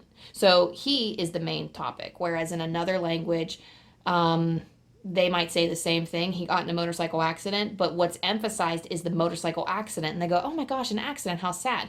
But the pronoun is not emphasized, and oftentimes the pronoun here in America is emphasized because of the way the sentence structure works. And I know in Asian languages, it's the context rather than the individual person that is being mentioned mainly in the sentence. And because our sentence, I don't mean to blame like in the English language for everything. That's not what I'm saying. I'm an English major. Like, I graduated with English and psychology major. So I love English language. So that's why I'm talking to you all crazy about this. But there's something here about like, it's the way that our language is structured where like we typically focus on blame. And sometimes it's so subconscious about like, who caused this action rather than the action happened, who is involved. You know what I mean? So it's not your fault, and it's not something that can easily be corrected. But I feel like understanding that helps take the edge off, because with the Mother of Pentacles here, there is a need to not judge yourself as much. The Mother of Pentacles serves as like the Queen of Pentacles, and the Queen of Pentacles is gentle and nurturing, and especially takes that form in this deck. She is very resourceful. She is confident in her queendom. She's confident in just her area and her garden. She's tending to her garden. And I think you have trouble with tending to your garden. You're very harsh on yourself. And this is why I'm bringing this language example to your knowledge, is because we are under the effects of so many influences in our lives, from past lives to generational things that we were taught to societal and cultural things we were taught. You have a whole universe helping mold you. But it is the fact that you are co-creating with the rest of the universe, but it's not the universe that's creating you. You are helping them create. So I'm not saying that I'm not saying this is your fault, but you need to take some of the blame, first of all, off of the universe and off of yourself. Blame does not need to reside anywhere. So you don't need to be too hard on yourself for saying, oh, like, I mean, I've been viewing life the wrong way and yada, yada. Like, you don't need to be looking for fault, because that's not going to help you seize your power and move forward. It's understanding and accepting that there are different actions and different consequences in life, and those circumstances help shape us as human beings and as people, and how we react to things help determine our character. And that's just something that you need to keep in mind, that it's the need. Spirit is calling you to be more gentle with yourself and to give yourself a pass. They just said, give a pass. Give yourself a pass every once in a while. Like, you're doing everything that you can. And I mean, I'm also hearing step into your own existence. So, step into your power. And this is kind of like your calling card to step into what you were truly meant to do, or what you're destined to do. We get this North Star here. We get the North Node. The North Node it's like, you're like, okay. And they're saying like, okay, let me say this first before I say what they're saying. Your North Node is traveling towards your North Star and fulfilling your destiny, in a sense, what you came here on Earth to do, like your Earth plan. And they're saying like that you don't need to overcomplicate things, just move forward. They're telling you you're stepping into your power. So they said the words that they used earlier was step into your existence, is what they just said. So I'm going to get into the rest of your cards, see what we got here. We have, oh my goodness, what did I say? What did I say? Okay, sorry. I know I'm a psychic medium, and I know this happens where, like, I'll be talking about something, and then, like, a card pops up, and I don't know. I'm just celebrating. Because, I mean, like, I just said this. It's just what I said. Self-love. Let the wall fall that separates me from my own vulnerable inner child. I long to take care of myself like never before. I don't know. It's just, I dance when things are cool. I'm very excited when cool things like that happen. When I just talk about it and then Spirit just says, I said what I said and I meant it. There you go. So self-love. You need more self-love. As I was saying with the Queen of Pentacles, you just need to make that choice to love yourself, because it's always a choice. Self-love just doesn't come out of it just doesn't come out of the blue. It's not an apple off of a tree that you can just go outside of yourself and pick. This is something that needs to be found within. You need to find, why did that come to mind? So like an apple from a tree, and like I feel like some of you could have issues with a father figure, because I'm feeling like with the apple in the tree, and then I know this is like a person holding the inner child's hand, like their self's hand, but I'm really feeling like a father and son thing that affected your inner child that needs to, like the apple doesn't fall far from the tree. This could resonate if you are, and it doesn't have to be like same gender, but this is something with parents. So like if maybe you have issues with your father, this could be just issues with your mother as well, but I'm really getting like a father figure type of deal with the apple doesn't fall far from the tree.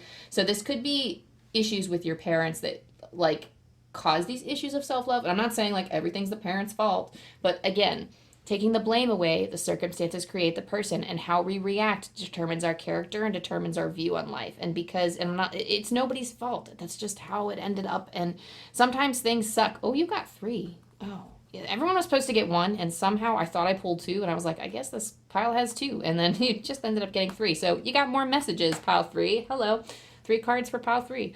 But anywho, so when you're showing your inner child the way, when you are tending to your inner child and you're healing their wounds and you're guiding them forward into this new self that you're becoming, like take them with you. Take that joy, take that playfulness, indulge in like the fun aspects of life. Have fun with whatever it is that you're creating and building. Keep that balance, because it's so important. Keep that balance, because that's another thing too. Like self-love is so important, and appreciating how far you've come, looking back and appreciating how far how far you've come and what all you've learned, and not blaming your younger self for anything. There's like a big blame game going on here. We have a leg up here. We have a leg up. We have higher power, and we also have deep knowing. I love these cards. I always I'm a person that doesn't like to ask for help, so I always look at a leg up and I always roll my eyes, and I don't ever mean to roll my eyes at spirit, but somehow that just happens. I'm not somebody that asks for help, and I feel like neither do you. I'm really feeling like a leg up is asking for help in this case from spirit, because spirit's kind of prodding me. They're like, hey, pull it back. It's not about you. I'm like, okay, sorry. But a leg up, so they want you to ask for assistance. This is from your support system. This is from your team. I'm hearing your higher team. Call in your guides. Call in your guides. Call in your team, because you have this intuitive knowing. You have a deep knowing that they are with you right now. You have an intuitive, you have a gift. Everybody has the gift of intuition, but you have the gift. You have I'm not speaking chosen one vibes, but there's something about you, you have a deep intuitive knowing. You have this knowledge within you, and you have it. You just need to access it. I'm getting past lives, Akashic Records vibe with this pile. So if that's something that you want to study, past life, I think it's called past life regression, past life regressions and Akashic Records, that's, what did you say? What did they say? 2 days? What? I don't know. There's I feel what they're trying to say is they just said something, and I was like, that doesn't make sense. But they're saying something about guides. There's 2 different things and 2 different guides. And maybe it's one guide leading you through this, but there's something about your guides and having them show you these 2 different things. So past lives and Akashic Records. There's something here the higher power is kind of helping you. So call in that help. Also, getting a leg up and getting that support could also be looking up a mentor, joining a mentorship program. If you don't have the resources to do that, I'm assuming that you're watching this YouTube video, then you have access to the internet. So if you there are tons of YouTube videos, for example, that talk about how to they just inform you about Akashic Records and past life regressions, and then how to go about doing those things.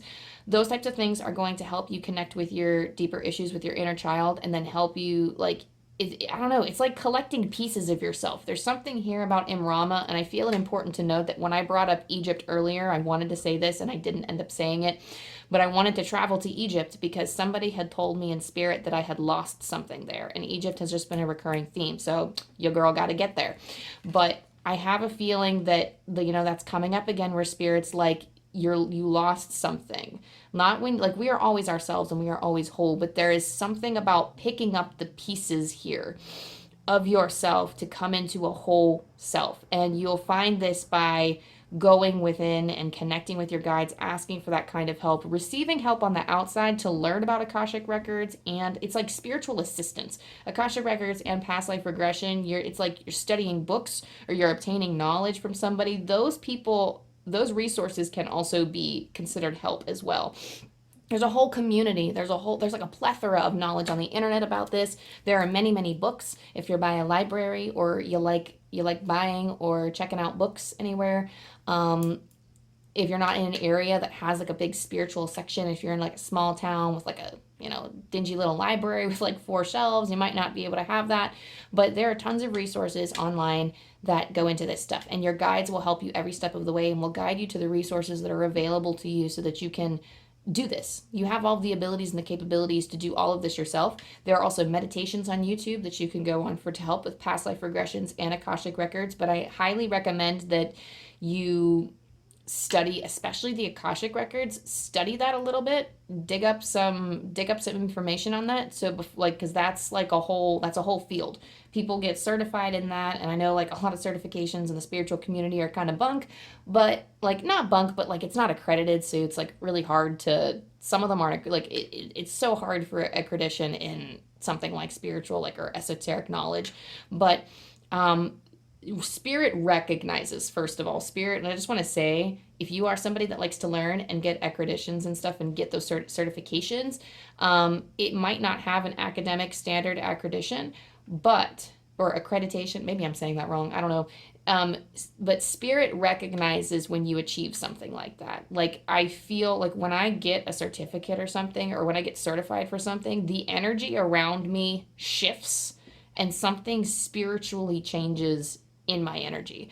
And that's something that's true for everybody. That's true for everybody. So don't be worried that, oh, everyone's not going to recognize the certificate, or not everyone's going to. It's like, classes are worth it sometimes, but you don't have to take classes and spend boatloads of money in order to get the knowledge that you need. You are literally the creator of your own reality, and you can change those things. You can manipulate your own auric field, and not manipulate in a bad way, but you can shift and change it and expand it through the gift of your guides, through the gift of communicating with others that are like-minded, that can help show you the way. Like, even embracing a path and walking the path with someone together who also doesn't know what they're doing, that is also that just magnifies the energy and helps you expand further, just because it's just connecting with other people, and it's that interconnectivity, that power of community that spirit has gifted us with. But anyway, wow, pile 3. That was pretty powerful. I like that. But anyway, let me roll the dice for you for one last message before we let you go here. 4, 7, 6. So let me pull Angel Numbers by Kyle Gray. 4, 7, 6.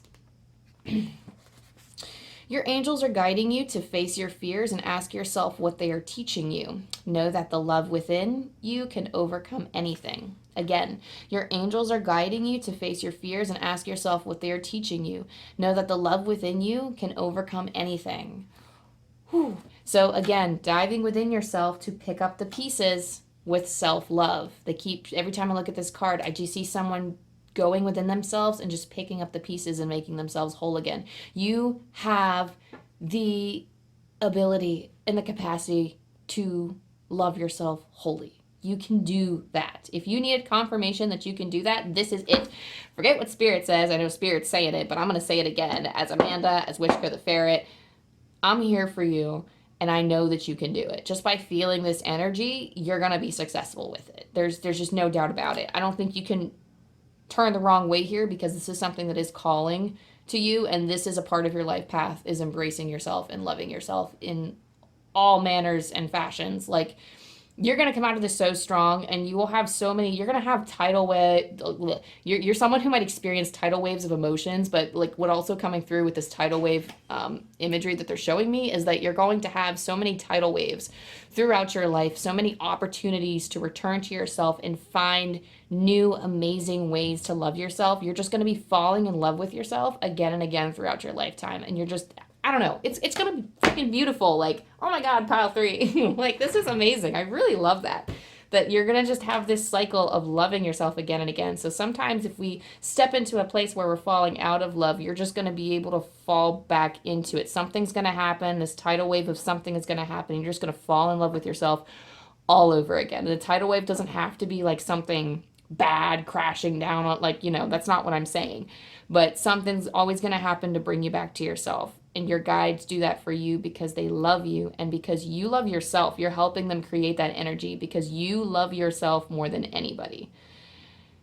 Never forget that. Wow. Okay. So that's all I have for you, pile number 3. Thank you so much for allowing me to connect with your energy. Thank you to your guides, your spirit teams, your ancestors, everybody that I worked with on my side in spirit. Thank you so much for all of your gifts, all of your knowledge, and thank you for channeling insights with the highest love and the highest light. I love hearing these things. If this resonated with you in any way, go ahead and like and subscribe down below so you don't miss content from me, should you so feel called. I would hope that someday you wouldn't need messages from me anymore, and that you can, but we all need a little bit of guidance sometimes. So if this resonated with you and you like my style, you like my messages, go ahead and, do your thing, and go ahead and leave a comment too if this resonated with you in any way. But the goal is to get other people to step into their own power so that they no longer have to go to tarot readings anymore, that they could follow in their own, they could follow in their own choices and step into their own powers and be confident enough in their decisions. And that's what I would love to lead other people to do. So thank you for helping me feel inspired to keep inspiring you. And I'll see you next time. I love you. I love you. I love you. Bye. Hey, pile number 4. If you chose this pile, you chose the yellow candle. I popped it back into its original votive. If you want to take a look at it, is cute little cats. Cute little cats. Don't ask me where I got this from because I don't know the original place where this was bought. I got it at a thrift store down where my parents live, and this thrift store had so many gems, and that's really what I love about a rural area is thrift stores are usually super cheap out there, and then in the city everything's just really uppriced. So I found like a lot of cool nifty items there, and this was just one of those cute little things that I wish I knew where I can get more of that style. But I'm going to light it, so light the candle with me. So I use yellow candles often to represent the solar plexus chakra, which is our powerhouse, like in terms of like our vitality and our energy, also in terms of our confidence, our personal power, and our self-esteem. So for you, for some reason, though, I'm getting not only a mixture of confidence and power, but I'm also getting a sense of like money too. I never had money like yellow for gold. I don't know why that's coming through strong with your candle, but I feel like it's also referencing gold for you for whatever reason. So like confidence in handling money matters too. So, I don't know. We'll see what the rest of your cards say. So we have 3 of Swords. Transformation.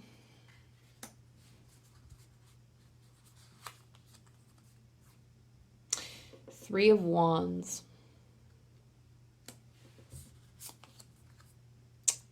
Father of Swords. We have the 4 of Cups.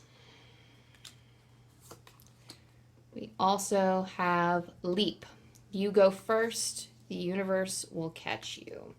And we're going to set these other cards off to the side for now and just sit with these cards for a second. So before I sit and meditate with these cards, I am going to pull the guidebook on the 3 of Swords for the Tarot of Dragons. This is a new deck that I'm using, so I'm still learning it, and they're such beautiful cards. I couldn't wait to share them with you. You can learn them with me. I will start using them more consistently on this channel as I start to learn them more, but there's a special type of like, because I'm very into dragon energy and attuning myself with dragon energy, so I really spent time with each individual card attuning to that energy and like the messages of the dragons, and I haven't actually pulled a book on them yet. So look with me.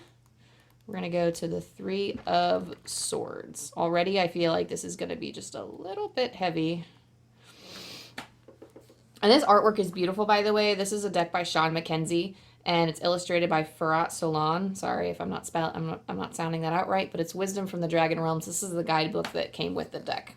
Beautiful, which is why I'm reading it, because it's too beautiful. It's too nuanced from like the traditional tarot. So I just want to share his beautiful words. The 3 of Swords is a card crying with naked pain and loss. With a lightning storm raging around him, a dragon stands on a jagged tor, roaring to the heavens in rage and grief. In his paw he holds a great bleeding heart. As if part of an ancient ritual, blood flows over its sacrificial swords and stones, feeding the soil beneath the dragon's paws. Was the heart plucked from friend or foe? In this moment it matters not. The suffering is the same. From first pulse to last, pain shapes our existence. Intentional and not, it teaches us to treasure joy and offer healing in times of grief and sorrow. Be mindful. Words scar as deep as we're forged steel. Life is full of betrayal, abandonment, and strife, and the heart is vulnerable to pain that flesh cannot imagine. Accepting these bitter truths, especially with those we hold dear, is itself a rite of passage, a part of growing up. Don't let this knowledge shackle your emotions. Learn from it. Let it magnify your heart until it aches for loved ones and strangers alike. There is enough pain to go around, and enough care. In the end, you will find that agony and bliss are distinctions without a difference.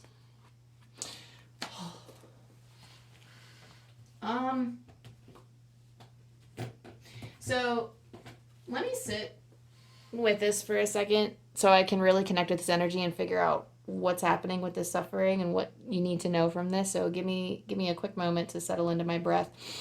You can do the same by settling into your emotions and tuning into your intuition so you can figure out if this pile truly resonates with you.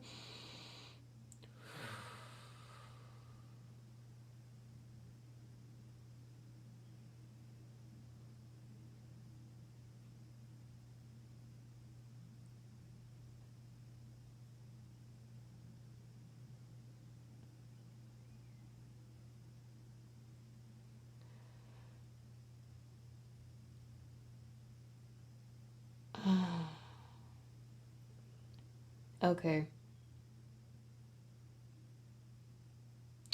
No, I'm hearing something as soon as I finished reading the Three of Swords. I heard I heard someone say something about a ghost. And I don't mean this is a literal haunting, but it does speak to something that you once had that is lost and that is now haunting you in some way. And there's something about, I don't know if it's reminiscing about the past or what, but there's some kind of,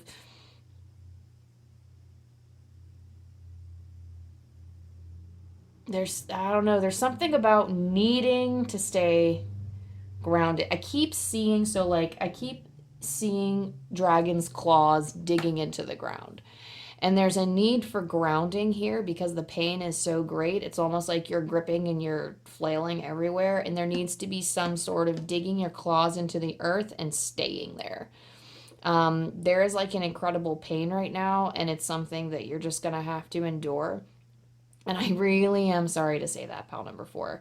I think in the end, this is something that overall is going to charge your confidence. I just keep being drawn to the I just keep being drawn to this stone as well. This is a stone that was gifted to me by a friend, and it's like a yogi posture, but it's yellow aventurine, I believe. But again, the color yellow of grounding and staying.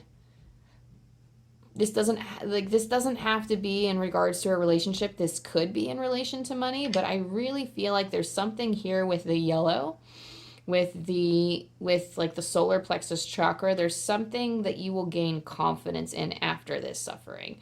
But this is something like it's turmoil that needs to be withstood so that you are able to transform. So the transformation is I journey within to meet my higher self and to find true happiness. So there's a darkness that you kind of have to come out. Like, I don't know, I hate to use this imagery because it's kind of, it's like cliche, but I mean, when you're in a dark tunnel and then you get to the light at the end of the tunnel, that's what that card is feeling like to me. What is the suffering related to? Just so I know. And I feel like it's money. You have the second house. It's kind of, it's a loss in relation to money, or it's a loss that has ties to money. There's something here about exploring your inner truth, your inner value. I mean, this just feels like money to me. This is something about, and it doesn't have to be like a loss of money, but there's money involved and there's a great loss of some kind. And it's some kind of ghost that comes back to haunt you. I don't know if it's a mistake you made or if it's some kind of investment that didn't go through, but there's something truly heartbreaking about this not happening. There's so much pain and there's a lot of loss here that like you really need to dig your claws into the ground and ground yourself. Literally, yoga might actually help you a lot in this scenario. Pile number 4. They keep showing me this. This is important. I'm hearing they love to do yoga. And interestingly enough, if yoga is not something that you've tried, I'm hearing that for some of you, it's a passion thing. It's a passion project. Yoga is a passion of yours. So that could be confirmation for some of you. It's also, I used to be told before I started yoga, but I felt guided to take this Reiki and yoga program. They were joint. I asked if I could just take the Reiki course, and they told me the program wasn't separated. I had to learn yoga teaching as well, and I've never done yoga before, but they said I could take the yoga teacher training course. And I knew I had to be taught by the Reiki teacher, so I was kind of like, okay, well, I guess I'm learning yoga now. But I was always told by spirit before I got into yoga, they're like, you love yoga. And I'm like, what are you talking about? I've never done yoga before. So I find it even if you're not interested or not interested, but like you have obviously touch base with your intuition, and I hope you're sinking into your intuition now in your heart space so you can figure out if this is for you. But there's something here about yoga. I'm hearing something about roots in Hinduism. So yoga does have roots in India and in things like Hinduism, and it's just like the knowledge that comes with studying Ashtanga yoga, with studying vinyasa, all the different forms of yoga. There's something here about studying not only yoga and going, like, you don't have to go to yoga studios, but studying the background behind yoga, like the study of like the 8 limbs, and just going into the depth of the body. It's that I'm feeling that for some of you, yoga replenishes your soul, and learning these things can help you connect better with your energy meridians in your body. I know nothing about meridians, so I don't know why this is coming out of my body right now. I don't know why it's coming out of my mouth, but there's something about energy lines and meridians that you can stabilize through yoga. And they're just saying study. So study these terms, study this, because there's something about the inner values of this. Not only is the second house in relation to money, but it does discuss our inner values. There's something here about Hinduism and your inner values. There's something here about like maybe Buddha is a significant figure for you. It doesn't have to be Buddha. I mean, it could be anybody in like the Hinduism history, or anybody that I don't know, there's just something about Hinduism that just keeps coming forward. Something about Hinduism. It doesn't even have to be like, I don't know if they're talking about the Karma Dharma or if they're talking about any of those other things. There's just something here about focusing on like the old scriptures and the languages that come, like the different terms and stuff that you're learning. There's something about studying that. So if you're really passionate about yoga, or if you're into this stuff already, then I mean, keep going. Falling back on that passion is what's going to ground you. But if you haven't ever done yoga before, yoga is something that can call to you now to help stabilize yourself, because this is actually a very painful experience. Like, I don't think I can get it through right now, that this is like you feel it. You'll know it's you if you're looking at these cards. This is awful. And the thing that the 3 of Swords comes up in regular tarot, and it's already heartbreaking, let alone in, like, I felt like when I read, because I've read the 3 of Swords before, I didn't need to pull the book on the 3 of Swords for the Dragon tarot, because I already felt it, like I knew it, but the words spoke of such, it speaks of being so shaken up. It speaks of being so shaken up and disturbed to your core. And it just speaks of so much pain that I had to bring the author's beautiful words out into the open. But essentially, and I'm going to be honest, I don't actually know if the author is a boy or girl, so I'm sorry if I'm misgendering this person. I apologize, but I assume Shawn was a guy, but it could be a girl. I don't know. But anyway, I don't know why I felt the need to say that. I was like, oh my gosh, like, because it's like sticking to my mind. And I'm like, hang on a second, like, that would be awful. Like, I'm sorry. But, we have North Node here, and we have Aquarius here too. And North Node is, I mean, honestly, this is, you're not going to want to hear me say this. This was supposed to happen. This is like kind of, I don't want to say scripted, but like, this is one of those messy things that this loss that you're going through, you are going to go through some kind of loss in relation to this. Whatever area of life this is in, this loss was something that you're going to be enlightened later. You're going to see in hindsight why this loss was good for you. And but you're like, the transformation, it's like it's happening now, or like it's about to happen, but you don't see it right now because you're too disturbed by the pain. There's something here about disturbance, and something about shocking, and something about the pain. And the important part is not to dwell on this now, just to get through it. That seems to be like your main mission right now, is to get through it. But there's something here about following your North Star. So I know you really can't focus. I really just feel drawn to this Three of Swords. Like, I feel like we're really stuck in our pain right now, but grounding yourself with yoga and following your inspirations forward, that's really going to help you get out of this funk. That's really going to help you ground yourself and give your body the time that it needs, your spirit it needs, like the time your spirit needs to heal. Aquarius here is the eccentric, true you energy. This is the sign and the energy of somebody who's being their authentic self and doesn't really care if they're bothering anybody else.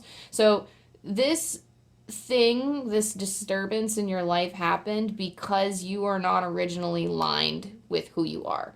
And that's not to say, like, we are always changing, and it's not to say that you did anything wrong. This is just something that, like, and it's not something that your guides did to you. It happened in junction, like, your spirit and the universe, like, co-created this thing to happen so that you can be put back on your path of alignment, that you can be put, like, it's kind of like shaking you to your core and bringing you closer to your authentic self. There's something here about reaching your authenticity, because we have the transformation card. That light at the end of the tunnel is going to be an improved version of you. Not that you're not amazing now. I mean, you deserve all of the love in the world. But you are stepping out into a person that is better going to be able to handle your dreams and your future. And by that, I mean, like, I feel like we're always bettering ourselves to live our best lives. And I feel like that's the kind of energy that we're working with here. You're in the thick of it now, and it feels really gross and, like, supremely painful. And I'm sorry, pile 4. I hate to be the person that's like, like, oh, like, things happen for a reason, because, I mean, it sucks. It doesn't make it suck any less. Like, things just suck. And I wish I can tell you something magic and wave the magician's wand and make it all go away. But I can't, because you have that wand. The transformation, this woman is holding the wand. And she's in charge of where she goes. And she can choose to stay in that dark tunnel, or she can choose to head towards the light. And you don't need to actively do anything now, but grounding yourself, giving yourself, I'm hearing, the appropriate care. Make sure that you're giving yourself the appropriate care to get through this scenario and deal with your pain so that you can guide yourself out the other side. Looking for answers outside of yourself, like, this is kind of your I want to say, like, your calling card to go back to yourself, because, like, you can't escape the pain. And I'm really sorry, and I hate to say it like that, but there's just no escape from this. It's happening, and you have to deal with it.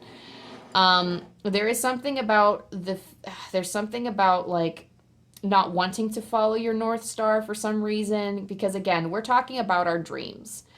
And relating back to your dreams, like, your North Node is coming back. In order to step into your dreams, this thing had to happen. Whatever this loss is, it could be actually in pursuit of your dreams. So there might actually, for the percentage of you that are going through this and saying, well, I went for my dreams and I experienced this painful friggin' experience. Well, it's because you are stepping more into alignment with yourself. And you, like, it's almost like, don't even, like, I want to say it's so you can revamp and replan for the future, but I don't feel called to say that. But usually that's what happens when we rebuild and we, like, change our, like, when we go through changes, there's always some kind of revamping that needs to happen. And I see that for your future, but right now, Spirit doesn't want to call attention to that. They want to give you time and the space necessary to equip yourself to not only come out of this madness right now, but to, like, I feel like you're just fully entrenched. I'm sorry. Like, this, I cannot, maybe you guys have a problem with, like, focusing on the pain.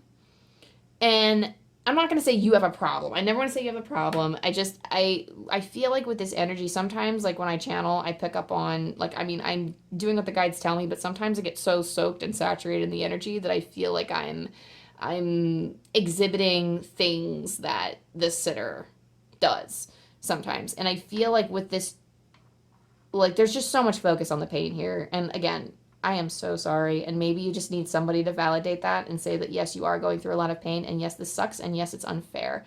And I'm sorry because at this point, you may have done everything, quote unquote, right up to this point, but there are still things that can go wrong. And you know this. And I'm not saying that this makes it suck any less. And I don't really know why I'm saying, I feel like all these words are kind of meaningless to you right now because it's stuff that you know already. I'm sorry, I'm laughing at myself, I'm not laughing at you. But it's like you're dealing with the pain and it's like you're almost saying you're fine. I feel like you're trying to keep living your life, but you need to stop and ground and sit with it, because that's going to help you find your way out of the tunnel and continue on with following your passions and following your dream. There's just a disappointment here. There's a loss, there's a disappointment, and it's a ghost coming back to haunt you. We have leap. You go first. The universe will catch you. And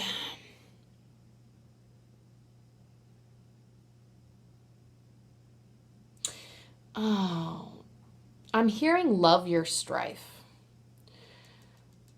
That takes a lot of courage, because as I'm looking at this card, not only did I hear those words, but I've never noticed that this was the person originally standing here.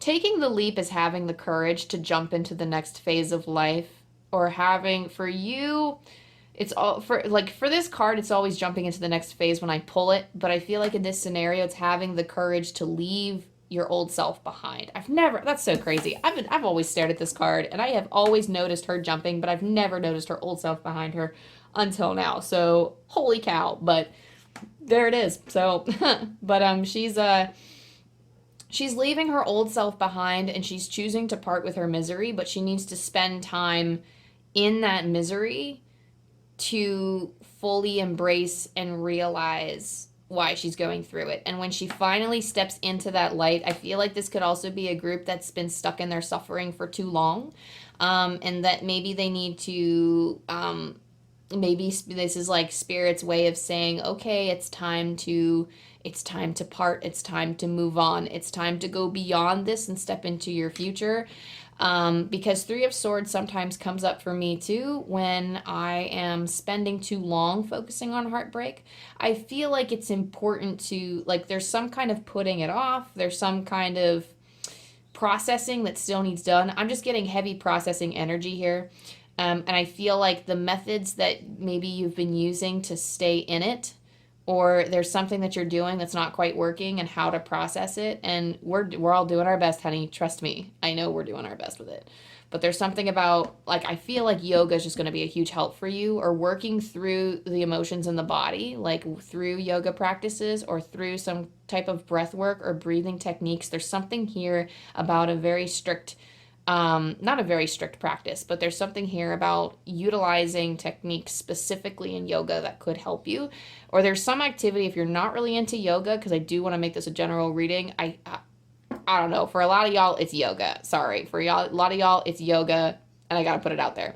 But if it's not your thing and you're like, that doesn't resonate with me, there's some kind of other physical activity that you can study that has like a deep connection to the roots, to the earth, to people, some kind of other practice, maybe Tai Chi, maybe, I don't know, maybe something else. There's something here about connecting with your energy in the body and doing something. So there's that. But I mean, for a lot of y'all, it's yoga. Like, I can't shake that. A lot of y'all, it's yoga. The Three of Wands, and again, you have 2 threes. Oh, dang. Okay, whoa, I got the chills, because here I'm realizing you have the Three of Swords. Transformation is card number 3, and you have the Three of Wands. So, holy cow. Threes everywhere. You have a lot of, like, 1, 2, 3, 4. I mean, this for the second house and, like, the Four of Cups.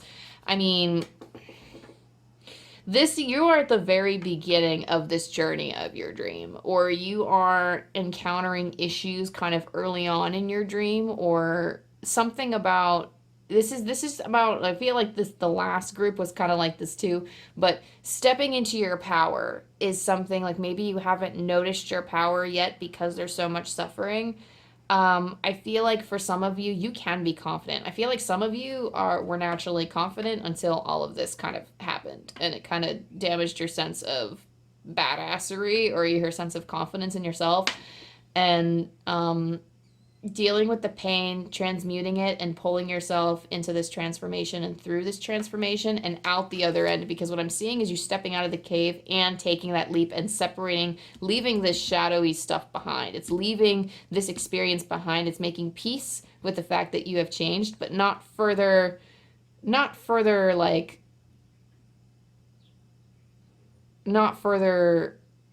like responding to it when it comes up, not further reflecting on it.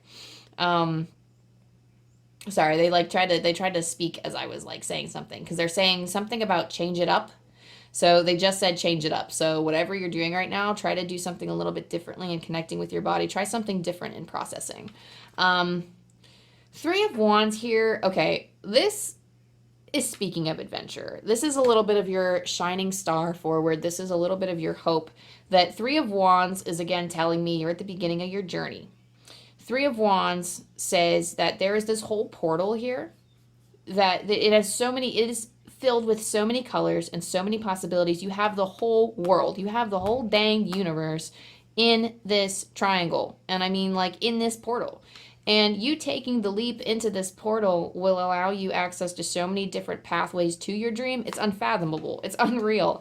And you just need to make the choice to step into that. So the Three of Wands tells me, anytime we get a Three of Wands, it's telling me of someone who has maybe planned or done a lot of the visualizations already. They kind of know what they want to achieve. Maybe they're not 100% sure how they want to get there, but they might have like a blueprint. They might be kind of planned for it. I feel like there already was some thought, maybe some manifestation practices you did. There's something in mind that you want to go for. And Spirit is fully serving you. They are on your side and fully supporting you. They want you to make sure that you know that despite this happening, not even despite this is helping you become further aligned. Something has to go. If you want to step into this new life, they're like, well, something had to go. And I don't know why they're saying it like that, but it's like, I don't know, maybe you've tried to cling too tightly to something, or I don't know, for some of you, you're clinging to something and it finally broke apart, or it finally broke away, and they're like, well, I mean, you wanted this, and it's not like there's no regret in hindsight. In your hindsight, there's no regret. Again, you'll see why this happened to you. They're saying right now, like, you're capable of taking something further. So whatever maybe you've been shortchanging yourself in terms of like how you're achieving your dreams. I'm not saying this is like, oh, a Spirit telling you to work harder. This is not saying that like you need to put in more effort, but there's something here about like you can dream bigger. You can go bigger. You could like, you can achieve so much more than what you've planned for yourself. It's actually pretty awesome. There's so much potential here that I'm like, I don't know why I'm saying I'm salivating. Maybe some of you are cooks. I don't know. But I'm like, oh my God. Like, it's almost like I have an app. Like, literally, I'm drooling. Why? I've never done this before. What the heck, Paul, for? That's crazy. Okay, some of y'all have a voracious appetite. So let me tell you why in a second. A voracious appetite for life. Maybe not necessarily for food. Could be food. But, y'all have a voracious appetite for life, and you want and crave more, but you're not visualizing that more. And Spirit's telling you, no, dare to dream, visualize that more. That's going to be a part of your leap, actually, is being able to visualize more. And for some of you who just experienced a loss, you're viewing from a lack right now, and you're like, how could I possibly have more, Amanda? Like, come on. Like, but once you come out of this transformation, you're going to demand more. Like, it's teaching you to demand more because you deserve more. But anyway, that being said, because Spirit just kind of like put the hand on the table and they're like, yes. So, hello. Father of Swords here, you are training for this. Father of Swords is somebody like, I mean, first of all, using an owl for the Father of Swords is freaking genius. Father of Swords is like the King of Swords. And in the regular tarot, it is somebody who is very wise, very level-headed with their thoughts, somebody who can ground their thoughts in reality and make decisions and make quick judgments. They can make things happen and build a reality off of that. And you are somebody who is developing a strong mind from this experience. So as you are handling your emotions, as you're getting through this tumultuous time, you are somebody who, and actually this is also pretty Aquarius energy too. Aquarius is an air sign, and so is, I believe so is the King of Swords, because I mean it is an air card. Swords is rules like the air. So Father of Swords is very, I just think it's very indicative of the mental state you're going to come into and develop. Like, you're going to accumulate so much logic and wisdom from this scenario that you're going to be able to wield your mind in a way that will help you achieve your dreams. It's necessary to obtain a sharp mind, to move forward with your dreams, to get from like a 3 of Wands to like step 4, step 5, step 6. Like, you're going to need that sharp ass mind. And you're going to roll with it. Like, you're going to be a boss. I feel like you're going to be unstoppable. I'm really getting confident, big boss energy from this group. Like, you're not going to let anyone tell you no. And I really like that. And you might not see it now, or maybe you already are that person, or you have the makings of that person. And some of us, don't get me wrong, I love me a gentle energy that comes in and glides through life. They go with the flow, but they still end up finding such fulfillment, and they still co-create so beautifully with the earth. But in a way that is like, when I meet this kind of energy of somebody who like is like, I'm thinking boss lady CEO. You don't got to be a lady, but I'm coming forward now saying, like, despite the odds, despite the obstacles, I don't want to like trigger anybody. I'm sorry. I don't want to trigger anybody at all. But it's because that it's very hard in our day and age to be a woman and achieve that kind of success without meeting sexist obstacles, without meeting other types of obstacles in the work environment. So that's why I use big boss lady energy, because I feel like you're going to make it to the top and you don't care. Sorry, I'm trying not to swear as much, but I really feel like you're just not going to care. Like, you're like, okay, well, I'm going to succeed no matter what anybody says, no matter what anybody does. Like, and you're going to just tackle all. It's almost like you don't even spare anybody a second glance. Like, if they like come forward, and if somebody treats you in like a disgusting manner, you're like, absolutely not. And again, you could be a man too. Like, this is for all energies here. But you're somebody who's not going to let the doubts of other people, or like you recognize it as silly. Like, their thoughts, if they view you negatively, it's almost like you can take criticism, but at the same time, it's almost like you view everybody like, oh, well, you don't believe in me? Well, that's just silly. Let me show you. And it's almost like, okay, whoa, damn. And then they're like, wow, Power 4, what the heck did you just do? Like, you'll just blow people away. And you don't even care if you do blow them away. That's the kind of energy that I really feel from this pile. But I feel like you have a voracious appetite for life, but there is like the 4 of Cups here. I'm hearing that you need to decide. I don't know if you just have like a lot of options, or it's something that like, it's almost like you want it all. And you can, okay, regardless of what spirit says, I always say you can have it all in some form or fashion. I think our wants change as we get older.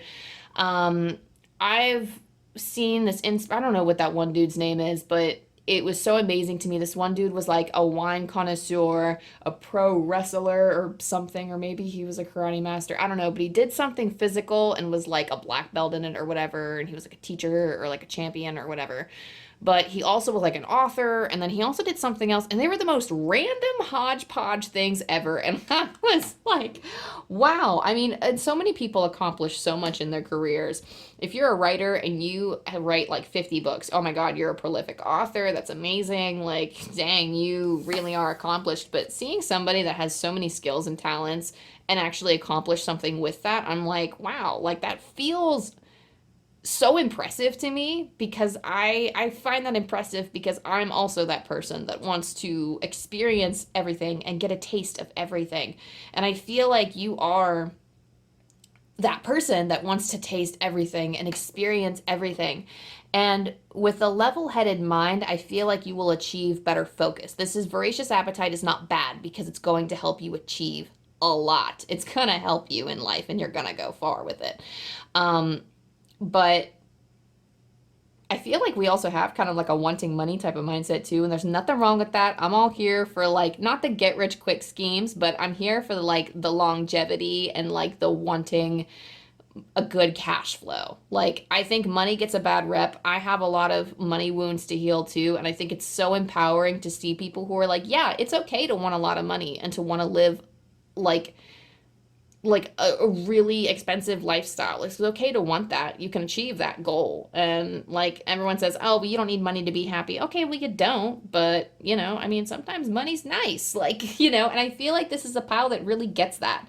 You know, and I, you know, I'll go into it. I don't feel called to like share now, but I do feel this on a personal level, like because again, lots of money issues growing up and to the extremes, and I've had to be happy without money, but I'm also happy with money too, and I know the kinds of like, you know, it's not your main focus, but having a good cash flow, I feel like that's just what you're destined for, is a stable income. Because I don't know, I'm just getting something about money here that just keeps coming like, want that cash, want that money, want that flow.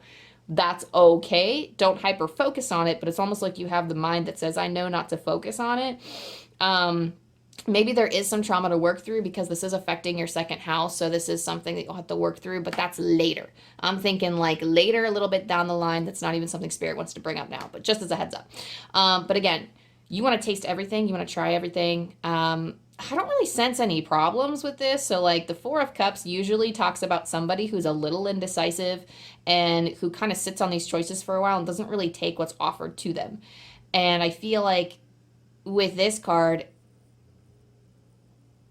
I don't know. I just feel like I literally just heard Spirit, not this card, and like not this message. So I don't know. Like I'm kind of curious now with this, but maybe I'll look later. No, I want to look now. Four of Cups. What do they say about the Four of Cups? Because every tarot deck has their own reasons and their own interpretations. Interesting. Ooh, Four of Cups. Okay, so my intuition was a little right because they do talk about oh, interesting. All right, let me share this then, because like this is one of those cards where like, oh, why do I feel like you want to take everything? So like not take everything, but you want to taste everything. So let me read the Four of Cups out of this tiny little book here. Greed, discontent. An outsider would look upon your life and see supportive relationships, pleasures, and even a bit of luxury, but you don't see it that way. Instead, there's discontentment, apathy, and even greed for more. The Four of Cups warns not to take your situation for granted or the people who supported you along the way. Look around you. What are you truly longing for? Name it. So I'm not sure if I'm 100% a fan of the way that this is worded. I don't really want to say that you're too greedy here, but I do think that perception needs to change. So what I'm really feeling for you is to ask yourself the question, what are you truly longing for? Name it. But I think it's okay to want to say cash flow. Sorry, that sounded gross. I think it's okay to want a steady cash flow, but I do feel for a lot of you, because I felt a ringing in my ear as I opened up the book, and I know Spirit was telling me to trust what I was saying, but I was like, actually, I want to make sure, like, let me double check. So anyway, it's a conversation between me, you, and Spirit, y'all. That it is what it is. That's how I channel. But with this one, I really do feel like you can, I don't know, I feel like you have I don't know, y'all got a good mind. I don't know if you need this message, but focusing on your relationships and your support system, I think that's going to be imperative to help you get through this time. But anyway, pile 4, let's get to the rest of your cards. Signs. Instincts are the message from the inner divine. You also have co-create and community. Oh my goodness. Never mind. Oh, look. I said what I said and I meant it, is what Spirit says. And I said this to the other piles too, because this has been happening a lot where I say something and then like it's like reflects on a card, and then I'm like, oh, and I do my little freak out, and it's not like, you know, this isn't me reacting to your reading at all, but I just think it's really cool. Like, I know I'm a psychic medium, this happens to me all the time, but I still think it's so cool that when I say something and then I get a card later confirming it, and then I'm like, oh, like, I don't know, I will forever be amazed at the interconnectivity of the world, y'all. Like, that's just how I'm gonna be. But anywho, you're going to be, I mean, you currently are receiving signs, and you're going to be receiving more as you try to help yourself out of this funk. I'm hearing that spirit, they said, we're going to help you out. And following the signs, a lot of people ask and try to, I don't want to say they want to make up stuff, but a lot of people, that's the common thing that a lot of people ask in spirituality is, what does this sign mean? If I look at the clock and it says 111 or 444, what does it mean? Or like, they're like, oh, I was just thinking about like, picking up a penny off the street and I turned a corner and there's a penny on the street. Oh my gosh. Like, I mean, all of these like signs or things reoccurring to you, maybe you see the same thing again and again that you take notice of. Like, oh, I'm seeing a lot of like, I don't know, this is so random. And I always use this example. Who's going to see flamingos every day? Depending on what part of the world you're in, maybe. But if you see flamingos a lot more recently, or if you're seeing a lot of the same kind of bird and you're like, oh, I wonder, that's probably significant. That feels like a sign to me. A lot of people think that red cardinals are a sign for them. Like they feel like it's like a father figure or somebody in heaven watching over them. For me, blue jays is like a spiritual guide reaching out to me. And I like, there was a period of time where like blue jays were like popping up all over my neighborhood. They're not anymore. It's kind of cold now, but coming into fall and coming into winter, they were everywhere, and they were not in abundance last year. Like during my spiritual awakening 2 years ago, I saw one, and I clung to that one every time I saw it, and it would always give me this weird look and fly away, and that was always my sign. But anyway, I always kept asking myself, what is this sign? What does it mean? Like, I keep seeing the same bird. What does it mean? Or then, oh, I look at the clock and I see the same numbers. Or I looked at my receipt and it's all the same numbers. What does it mean? It's so cool. But what does it mean? It just means that your guides are there. I can't say 100% what it means for you. One thing that I do know that it always means is that your angels are watching over you and that they are helping you through your madness. But it's like some people feel, oh, whatever you're thinking of, and when you see a sign right as you're thinking of something, then it's depending on the context of what you're thinking of. You really have to intuit that. Use your intuition to determine, like, the more you notice signs and like the closer you get to your intuition, the more you'll be able to feel what synchronicities mean to you, and what those signs mean for you. But your angels are sending them and they're just giving you a heads up. Your spirit team's like, keep a lookout because we're watching, and we're, if you ever feel down and out, like you feel like this whole thing isn't necessary, but we're here, we got you, we're supporting you, and we believe that you're going to transform into something better. That's what they're saying with that, with your signs. Co-create and community. So as I've said before with the Four of Cups, there is a need to reflect on your support system that you have now. I feel like for some of you, you are co-creating like this new reality. It's almost, I really do. Oh, it just said jumpstart your friendships. So I don't know if some of you just have been out of touch with like some friends for a while, or maybe you are looking to get new friends, but there's something here about jumpstarting friendships. So you are co-creating the next step, but I feel like this is also strengthening the community that you already have and helping expand. So whatever this means for you, honestly, take what resonates, because I'm getting kind of multiple different feelings for this in terms of like some of you have old friendships you need to reconnect with. Some of you, okay, that's weird. As I'm doing this, my hand kind of feels like someone's reaching out, like it feels almost burning, as like spirit's trying to grab it. And I feel like it's just the act of putting out your hand and asking for help, or putting out your hand and asking for like, even just a hangout, like that support. Getting that support from other people and recognizing that and relishing that support, your friendships, your family, your lover, they might not be perfect, but they're there for you. And accepting that support and embracing that support for what it is, that's going to really help you through this and help you transform. That's going to help you step out of this and into the dream so that you can move further with your dream. The sense of community too, again, building and fostering that community. I just feel like there's more to co-create. I feel like some of you are making new friends, some of you are connecting with old friends, some of you are expanding your circle. I don't feel like this is like a love type of thing. I think this is like I feel like this is more platonic than anything, but expanding your support system and getting into like appreciating the bonds that you have. But reaching out to your support system and the community that you built. Yep, that's what that is.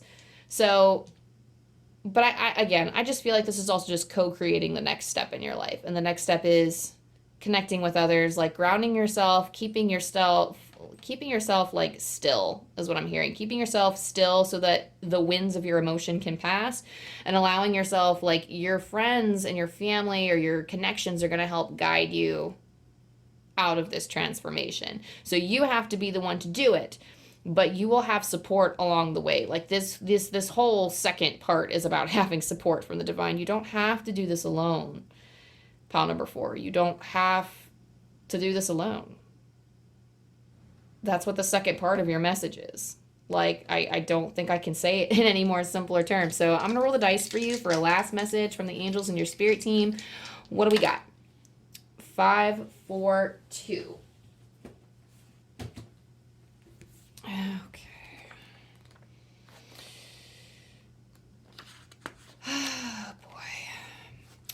You are being guided to be open and honest about what you need for your relationships to feel harmonious and safe. Speak up. One more time. You are being guided to be open and honest about what you need for your relationships to feel harmonious and safe. Speak up. So some of you, I feel like, have the illusion that you're like, and again, the 4 of Cups had said this when I pulled the book on it.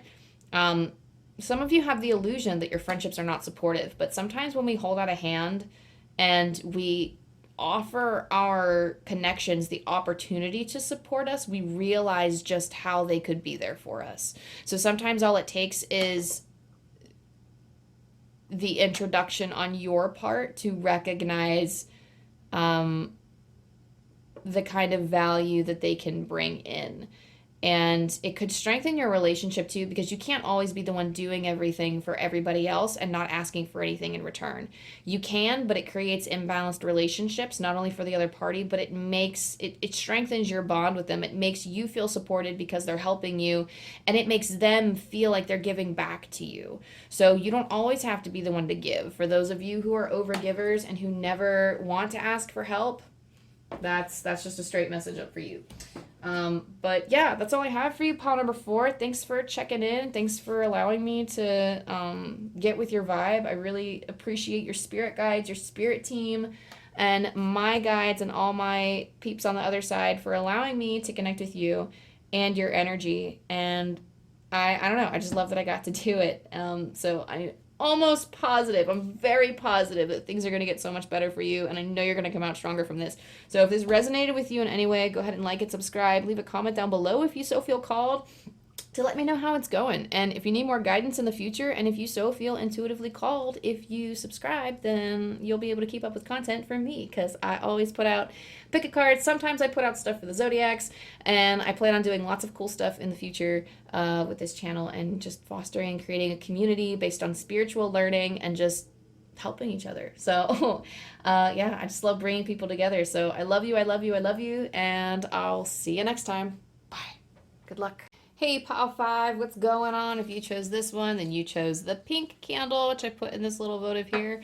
And I'm going to invite you to light it with me as we sit in prayer while you connect to your intuition. So thank you, Archangel Michael, for shrouding us in a protection bubble of light and love, filtering out the icky stuff and letting nothing but the divine of the highest love, the highest light, and the highest truth shine through to us. Thank you for giving us grace and compassion and love throughout this reading. Thank you for helping me channel and helping pile 5 get what they need in order to know what's next for their dreams, and helping us connect to that energy of their dreams. So with that being said, I'm going to show you your cards. We just have pre-shuffled. I'll pull extra if I need to. I haven't really needed to for the last few decks, or for the last few piles, but we'll see what we got here. So we have the Fool.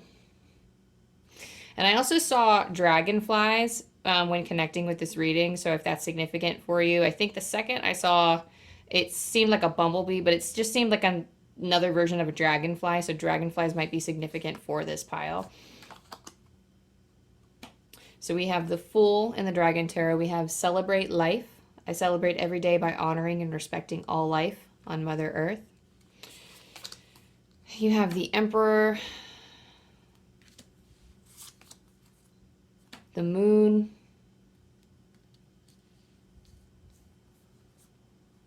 oh, you have 2 from this deck. Protection, call back your power, cut the cords, soul retrieval. Keepers of the Earth, you are not alone, ancient ancestors stand beside you. So these are the cards. I'm going to save these ones for later. And I'm going to take a second to breathe and just let the messages come to me for now before we get into it.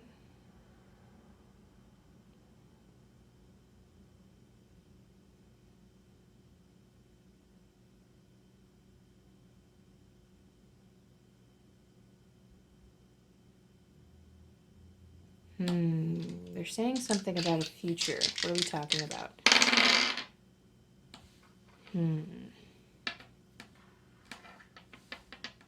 So this pile I feel like we're very concerned about the future here. I don't know if you come to psychic readings with the intention to look and like be like, oh, what's happening in the future? So I'm gonna like just to let you know how I read. I don't predict events coming for the future. I'm reading the current energy now to see where you can use this energy now to move forward. So I'm really getting the sense that like knowing the future for you, I mean, I don't know if knowing the future is something like maybe you're trying to learn that spiritual sense. There's just something here about like visions of the future. And it's not quite like, yes, you have dreams about the future, but it's almost like you are focused too much on the future. There's something here about like the message that I'm getting, because I keep getting drawn to this protection pile, but the only thing that like there's like I'm seeing is like what's important in the message that I'm talking about now is the fact that they're making X's with their arms. And there's something here about like one of the things that you need to call in like protection for, like one of the things you need to cut the cords from is staying too connected to, not connected to, but it's almost like you keep reaching for the future and trying to ground your future in the present instead of grounding yourself into yourself now in the present. And it's hard to manifest the future that you want because you're too focused and worried about what's coming in the future.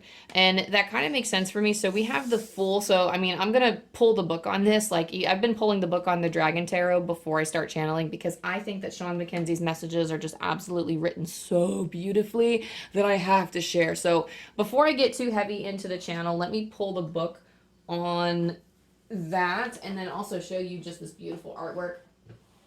So the guidebook here looks like this. It's called Wisdom from the Dragon Realms. The deck itself is called, I don't know where I put that box. The deck itself is called Tarot of Dragons. Illustrated by Shawn and written by Shawn MacKenzie. So I'm going to pull it open to the Fool here.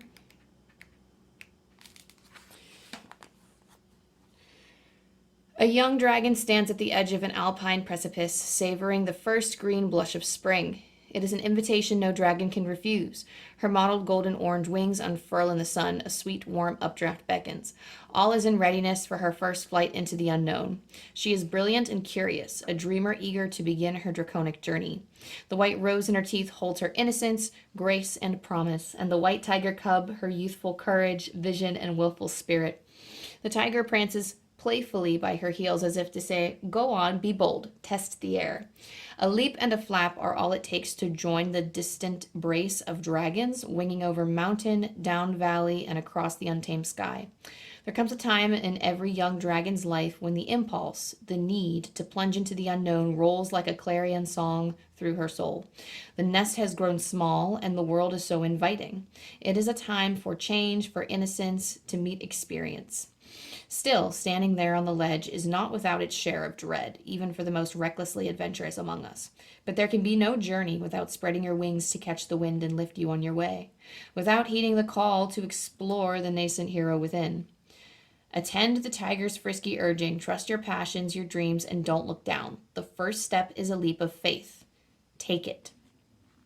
Okay, so I feel like what's actually stalling you from taking this leap of faith, because I feel like everyone. Okay, so they're literally telling me every journey is different. So I know they're telling me for whatever reason I'm wanting to draw a comparison to my own, because I always like to bring personal experience in and use it as like a grounding example, because that's where a lot of my wisdom comes from. But spirit is also reminding me that every journey is different. So this might not hit directly home with everyone, but I know that I spent a long time in stagnancy of wanting to pursue my passions before I actually did. And I don't particularly feel that it's been that long for you. Maybe you've been thinking about or entertaining an idea to start anew for like a few months or so. I'm really getting like 4 to 5 months, maybe 4 months. I don't know. There's like a 3, 4, 5 month range here. It just feels like a few like a few pieces. I'm seeing like months, like it's like a year, and then I'm seeing months of a calendar, and then like I just see like maybe 4 or 5 months behind us blocked out. So it feels like maybe we've had this idea in our head for a while to pursue a dream. This might be something new, something fresh, and this vision of the future, it's almost like, how do I want to say? Maybe you're kind of stagnant because you've been dreaming about it for a while. You have Neptune and Pisces. All I heard was future, and I see Neptune, Pisces, and then it's also in your third house. Your third house, this could be like this to me feels like something in a branch of communication. So your dreams could be in relation to like they could be communicative in nature. I don't know if maybe you're like, this is like the most random example, like a sales representative. I don't really know who dreams of being that, but or like a promotion of some sort. I don't know, but this could be somebody who is in the communicative arts. So somebody who is a language learner or interpreter or a speaker of some sort or a writer, somebody who uses the power of communication or words or connections or social skills of some sort. Something like that. And there's something here with Neptune about the fear. There's something, Neptune says things about like illusions and dreams. So paired with Pisces really does feel like, it feels like a heavy clouded energy here. And not quite dreadful, but it's almost like we're spending too long up in our heads about the dream rather than living it. And it's affecting the manifestation of this dream, or at least the next step of this dream. I feel like this is just a complete start. With the Fool card, I really do feel like it's a complete start. And just to say, all of your tarot cards, because you have the Emperor and the Moon here, they are all major arcana cards. So I mean, this is like a big revolutionary step for you. These are big, powerful moves. This is kind of like a big shift in your energy because you're moving towards something that you're passionate about, this new inspiration, this new vibe, basically. And what Spirit is trying to say is that you're kind of so up in your head about it, or you're so like, I don't know if you're just dreaming too much about your future, but you're not actually living in the present to be able to achieve that future. That's kind of what I'm getting here. It doesn't feel so much as that if there are fears involved. Typically when I see Neptune, there's like illusions or something that we're misthinking about them. Not misthinking, I don't even know if that's a word. Something that we're misjudging about our future, or like we're spending too long up in our headspace, because Pisces is all about, as a Pisces moon and rising, I can understand this, being up in dreamland for too long. It's kind of spacey, not really taking enough action. They're just vibing up in their heads forever. And they're also highly intuitive and mediumistic. So this is a path that you have to take, but it's almost like you're having trouble kind of grounding it and taking it into the earth. It's like having trouble bringing forward that yang energy. But the Neptune here and it's just like with the Neptune here, like it's just adding double onto that. Being extra spacey kind of, but it's kind of getting lost in the illusions and delusions in your head. And it's kind of going in circles and circles, and it's kind of circulating, but not actually being grounded in anything. So there's the message with that, is like putting your feet on the ground and actually moving forward with it. Spirit wants you to take that leap. So again, for Celebrate Life, it says, I celebrate every day by honoring and respecting all life on Mother Earth. And I feel like there's a lot going on in this card. And I don't know if you just feel overwhelmed and worried that there's so much stuff to do for this new passion or this new adventure that you're on. It just feels like there's a lot of stuff to do. And I feel like this energy or this pile feels very overwhelmed from it, and maybe that's what's also stopping you instead, like, you know, preventing you from moving forward with it. Or maybe you're excited to tackle this, but you're kind of investing your energy more in the planning stages and not the moving forward stages. There's just so much like dreamy energy here. It's you're dreaming about what it's going to be like, but that might not actually be what it's going to be like. Whether it's good, whether it's bad, doesn't matter, but the point is you have to be doing it in order to make anything come true. You have to do it in order, so like you can refine it as you go, but you're not going to know how it feels to you, like how your vision feels to you, unless you live it and determine it for yourself. That way you can tweak it and fix it as you go along. But celebrating life also talks about like staying in the present moment and celebrating the moments that you have now, so that when you're accumulating that good energy, you're calling in that energy. So, okay, I'm going to explain it to you like this. This is like law of manifestation, or like the law of attraction. They say law of attraction and manifestation principles. They say that, I'm going to explain it to you from the spiritual perspective, where they say, oh, you think on and focus on the positive energy and you accumulate that positive energy and then it comes back to you in the universe. I'm going to tell you the physical, like you can like get into the spiritual energy and stuff all you want, and I go by that because I believe it. But to explain it to people who don't understand what law of attraction is, think about it. Okay, it's purely like a psychological thing as well. So when you are focusing on, not focusing on what you don't have, but you're spending more time focusing on, yes, I do have this, and these are the positive things, or these are the good things that are going on right now. But you are also feeling good because you are focusing on those good things. If you focus on those things and not like focusing on like the icky stuff, guys, is like, it drains our energy. It really does. And it makes us not want to feel like doing anything. This is why people who work a day job, who are trying to live their passion on the side, have a hard time sometimes manifesting their passion. They have a hard time manifesting that side hustle into their main gig, because they have so much bogging them down from the day job that it's hard to put forth that kind of effort for their side hustle. And what's happening is that we spend a lot, like it brings us down and it makes us not feel very motivated. We might not put as much energy into it because there's also like, you might not believe that you could achieve it, or you might have some fears which could be slowing you down and be like, oh, well, I'm only just going to do this because I just don't feel like it today. But if you actually believed in the amazing things that you have, and like the amazing things that you could have because of what you have manifested in your life so far. If you focus on all of the great things that you manifested and you're like, wow, and you keep your vibration on that, if you keep your thoughts and intentions focused on that, then you all of a sudden not only manifest, like you in like just physically feel more uplifted, you feel like you have more energy, you're subconsciously putting more energy into your dreams, and you are not, it's not always producing more, which is this energy, but it's almost like you have the energy to also go out and look for opportunities that could manifest your reality, like the reality that you want. You're having more energy to do those things. And you are also focusing on the different ways that you can get it. It's almost like the image that the divine is kind of giving me right now is like, you have this rock. You don't like this rock, but you know that on the other side of this rock, if you break through this rock in some way, like, I don't know, this is a really bad metaphor, but I'm feeling like there's a rock of all of the ick, and you can look at the surface and be like, there's no way through this rock. There's no way to the other side. If I make it past this boulder or this rock, and if I somehow find a way through, then I get the things that I want because it's on the other side of this rock or whatever.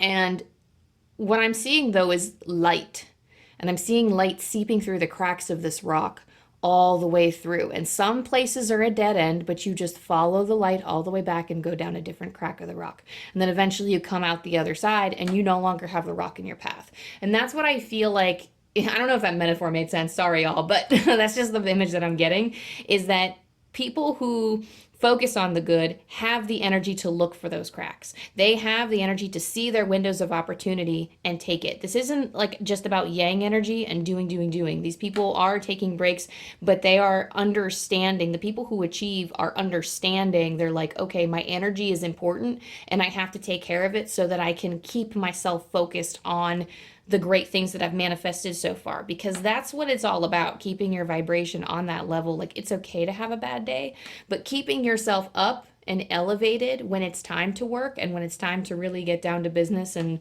put your dreams into action and start achieving them. That's gonna like that energy is going to help you see things that you're down, like your down and depressed self, or the self that really doesn't believe that they can do much or that they can't achieve. They're like the positive one's just going to find more windows of opportunity, and they're going to seize it more because they're going to see the light in the cracks. They're going to pour their light into those opportunities, and then they're going to come out with results.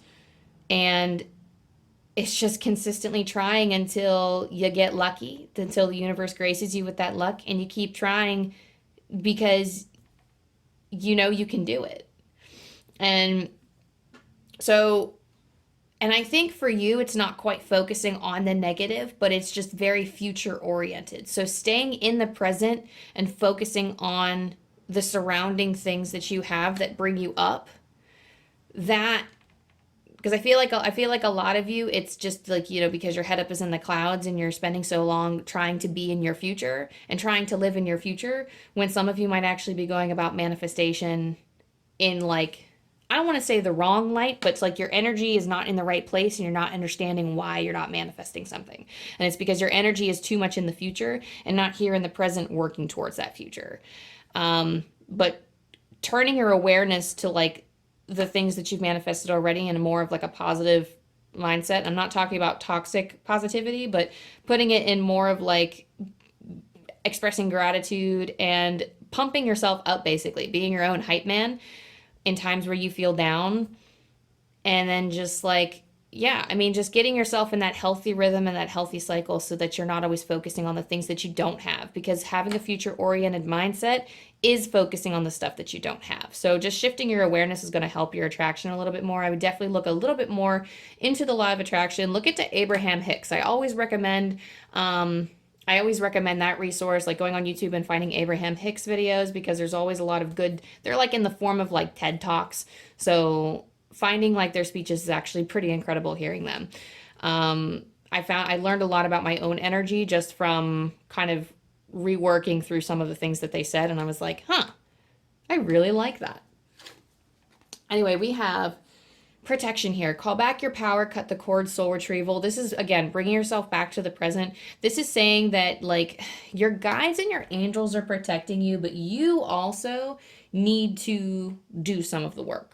You need to actually make sure that you're kind of not, because like the fool, a lot of people view as foolish. And the fool actually is not the fool. I believe the fool is the wisest of us all, because they're actually taking themselves forward, and they're producing results because they don't always play it safe. They're just like, I'm just gonna go. I'm gonna live my life. Like, they don't care. They're starting new. They're starting fresh. What do they have to lose? You know, they have nothing except this white rose. What are they gonna lose? And if everybody acted like that, then I think a lot of us would be a lot more successful. And I feel like for some of us, like, I do feel like, okay, so I feel like we do need to, this is like a balance. We want to make sure that we're not exhibiting reckless behavior, but I feel like a lot of us are so worried about reckless behavior, or we're so worried we're going to mess up, that it's stopping us from going forward.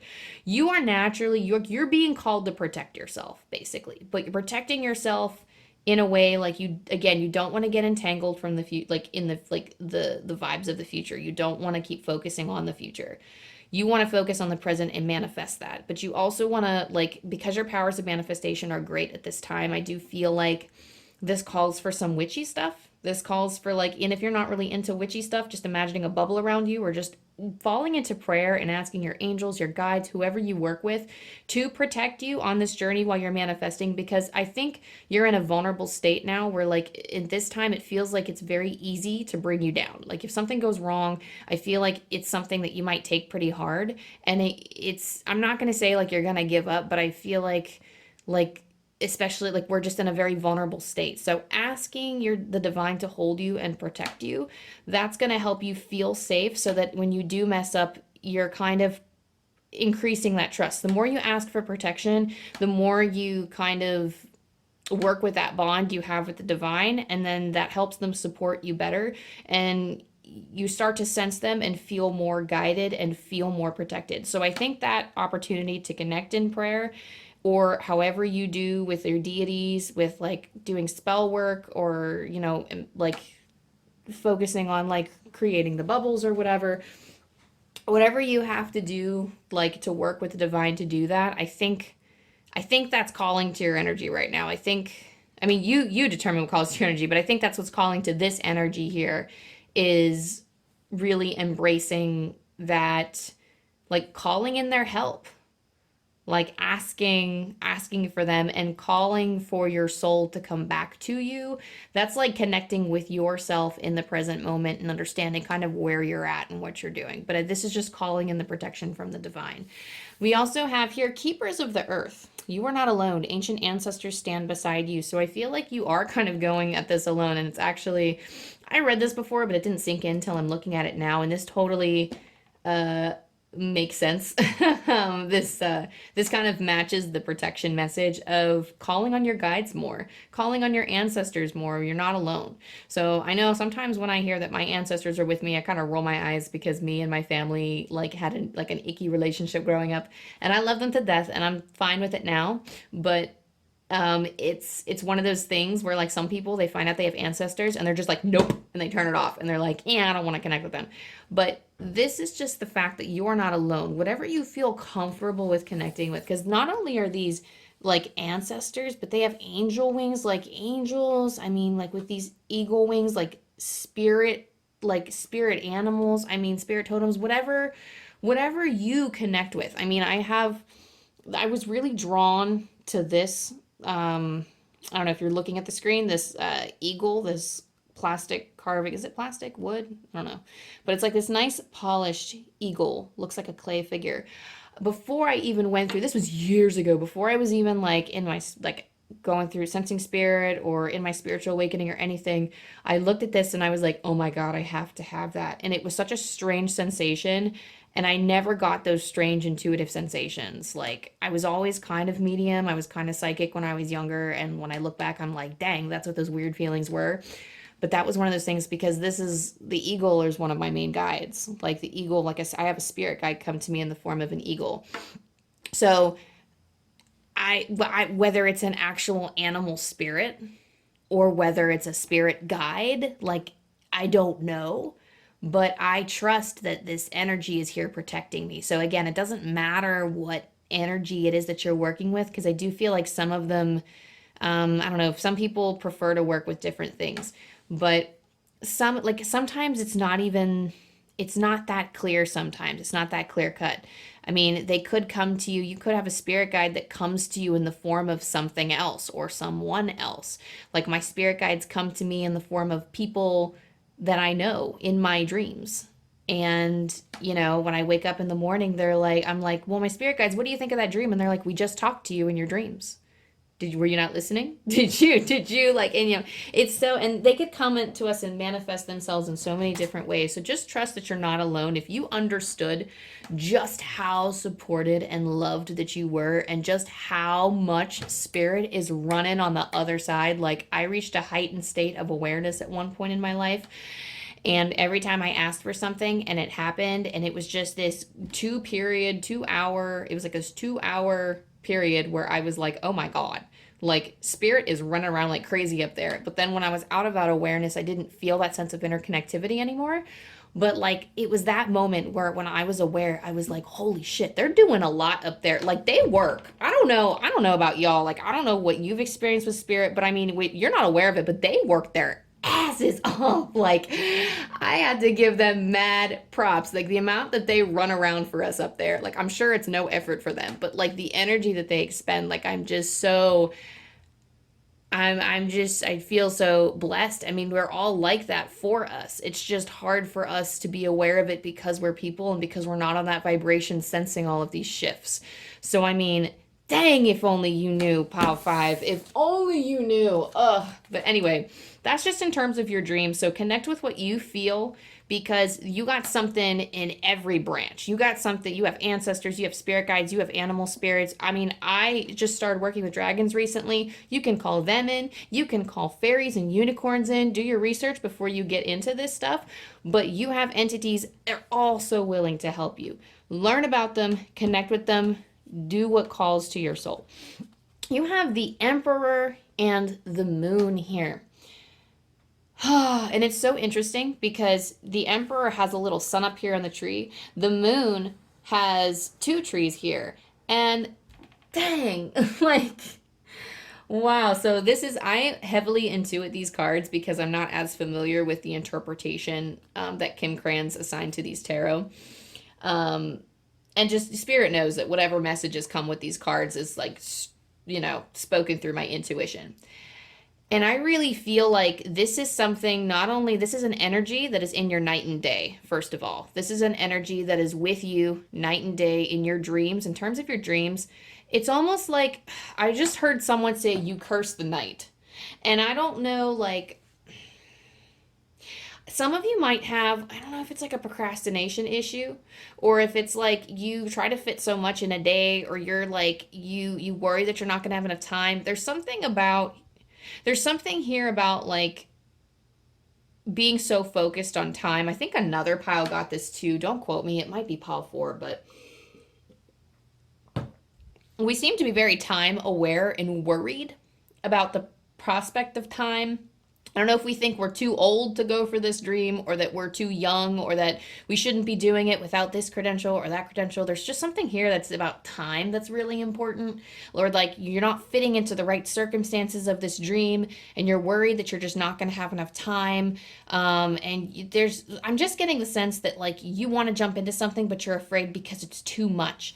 And first of all, Spirit's saying take it nice and easy. You do what you feel like your intuition is calling you to do, but just understand that whatever you put out, there will be a consequence. So if you're putting out so much energy, you're probably going to burn out later, and that's okay. Like if you're putting out very, very little, then you're probably only going to get very, very little back. And either way, I know like when I want to start going for my dreams, my intuition might tell me to go 5,000,003 miles an hour. Spirit will tell me to slow down, and I will continue to ignore them and keep going because my intuition sometimes actually goes against my guides. And usually that's the case because there is something for me to learn, and because I have bottled up something for so long that it is now coming out, and I need to do this for myself.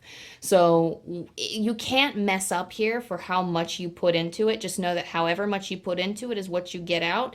You will sort out your values as you experience different types of workloads and different types of things as you're going through this journey of achieving your dreams. You will know and adjust as you experience. So try different things and see what works for you. Work through your feelings. Just either way, don't be afraid to start just because you don't have it perfect. The Emperor here is somebody who wants to be in complete and total control, but you can't control how fast the tree grows. And that's another thing too. I just find this to be a very ironic card considering the messages coming through, because again, we get the Emperor, like I said, who is very much in control. He's like higher than kings, higher than everybody. He is like the main dude of the empire. He's like, this is my kingdom and I have it all under control. And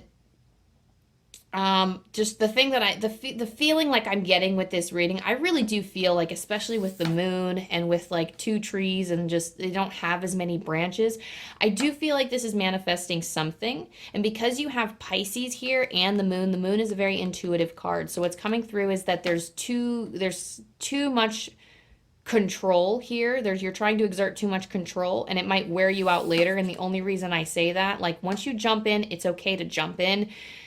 And I'm going to say, you know what? It's okay to jump in, do a lot of work, and burn yourself out.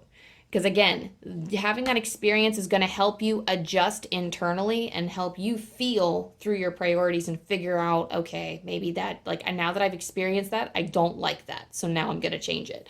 So not only through the trees am I getting that message, and just like with the time and the sun and the moon, but there's something about control here. There's something like it's going to be a later lesson, but there's something here about spirit whispering, something about radical acceptance. There are some things that are going to be out of your control, and they don't want to scare you with this message. They want to hype you up and get you into achieving your dreams.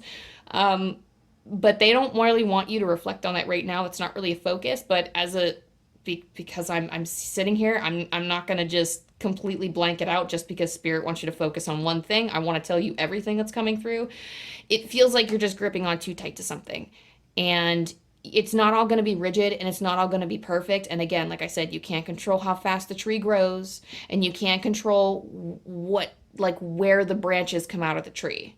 So allowing yourself, like going through your experiences, I'm not even going to tell you what to do, because right now the only thing you need to focus on is being present and embracing that energy of moving forward. But something that you're going to start learning here, something that you're going to start learning is learning to practice that radical acceptance and opening up your mind. Further down the line of your dreams, you're going to learn how to open your mind and I'm hearing from spirit, be available. So being available to receive your manifestations in ways that you might not have previously planned. And it's just when you're too rigid, it stops those blessings from coming through. So maybe you can practice some of this now, but I feel like all your energy has to be on staying present right now. Like that's like the biggest concern here is staying present and veering away from the image of the future. But maybe take some notes that a little bit further down the line, once you start living more in the present, it's going to be like trying not to contain so much. It's trying not to keep everything so rigid and in a structure and wanting to I'm going to do X and then the result I'm going to get is Y and Z. But like you have to be flexible if you want to grow. If you want your tree to grow as tall and as luscious as you want it to, then you need to allow it to go in whatever direction it flows. So kind of going with that flow, but also it's like that's the part of co-creating with the divine, is you have to make space for them to do their part and help you. So that's going to be something to learn later. But now, like I said, I said this like 4 or 5 times, staying in the present. Anyway, the moon, again, you are intuitive at this time, especially with Pisces. You are following your intuition, and your intuition is calling you towards the specific steps. So you know what to do next. You just need to take that step. I'm going to get into these other cards before I start talking too much again. But, oh my God, what did I just say? I just talked about this with the Emperor. Oh, I love this. I'm going to do my happy dance. Okay, and it's not like I'm like, I don't know. It's like, I'm not celebrating that like you have like work to do, but I mean, I will celebrate when I have work to do, but I am just happy that sometimes when I say things in a reading, I can flip a card and be like, holy shit, there it is. Like I just said it. So letting go, everything is indeed out of control and God will hold it all. I can safely let go. So again, you're practicing that trust with protection here. As you call in your guides more, you start trusting more that they will do their part in protecting you and kind of, again, letting go and practicing that radical acceptance so you can embrace these new things in your future. We have fork in the road, and we also have all that glitters here. Fork in the road, again, you have a choice. You can either stay stagnant or you can go for it. And some of you might actually be stuck in a choice. Like you might be dreaming of different futures where you're not sure how to progress, how to proceed, or how to start. Like you might have multiple options to do so. And all that glitters,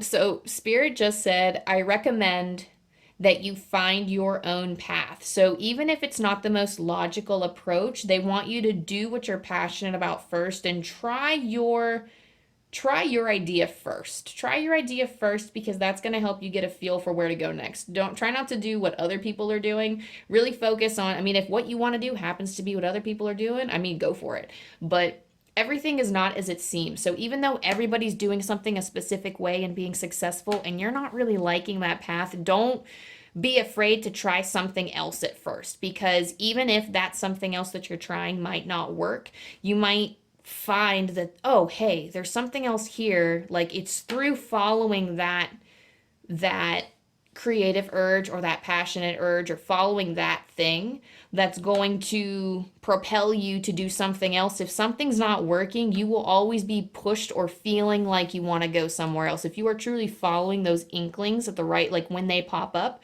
you will find that you will actually waver. It's not a straight line, our journey. It's not a straight line. So when we're following our dreams, it's usually like, oh, I'm going to branch this way. And then when it's time to revamp or rethink your business plan or your scenario, you might get an urge to like, oh, I'm going to go this way because I was thinking about this for a while. But then it's like, oh, well, that didn't give like the best results, so I'm going to do something. And then you find that sometimes it might not be the best move, but other times you'll start to see what does better and better and better. And you really just have to have a lot of resilience and keep trying. That's just how it is when you're going for your dreams.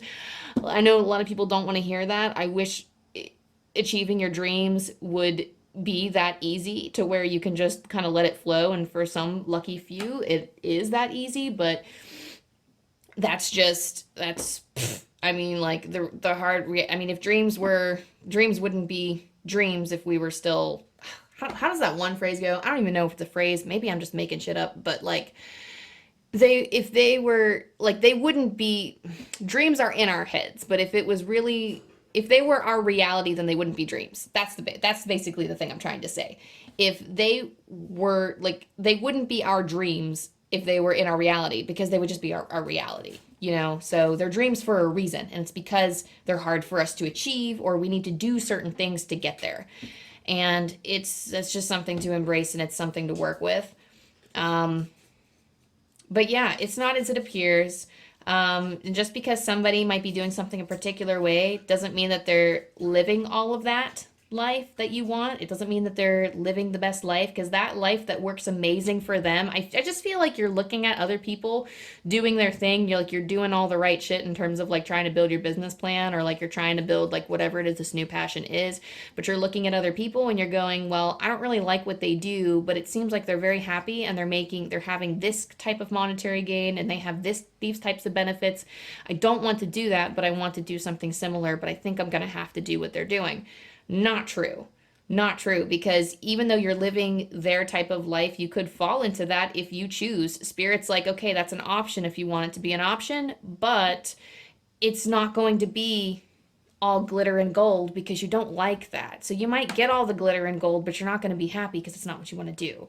So really try to focus on following your niggling feelings and just kind of weaving back and forth on your journey and see where you end up. You know, I mean, you really can't go wrong. It's like, I'm hearing that it's a testament to your virtues, your character, this is almost like you're kind of achieved, like going for your dreams. Spirit's kind of like telling me it's like a training session for you, or it's like you're like, this is a heavy learning stage. Like the beginning, some people go into their dreams and they don't start like actually building upon their character until like, probably like after achieving like a few milestones and getting serious about it. But I feel like for you, like actually pursuing your dreams is such a life-changing thing for you, and it's going to cause such an amazing shift in your energy. You're like, I don't know, there's like a lot of, I hate to say it, but there's like a lot of lessons involved, but you're going to be so thankful for them in the long run. So with that being said, Pile 5, I'm going to roll the dice here. We'll get any last resounding messages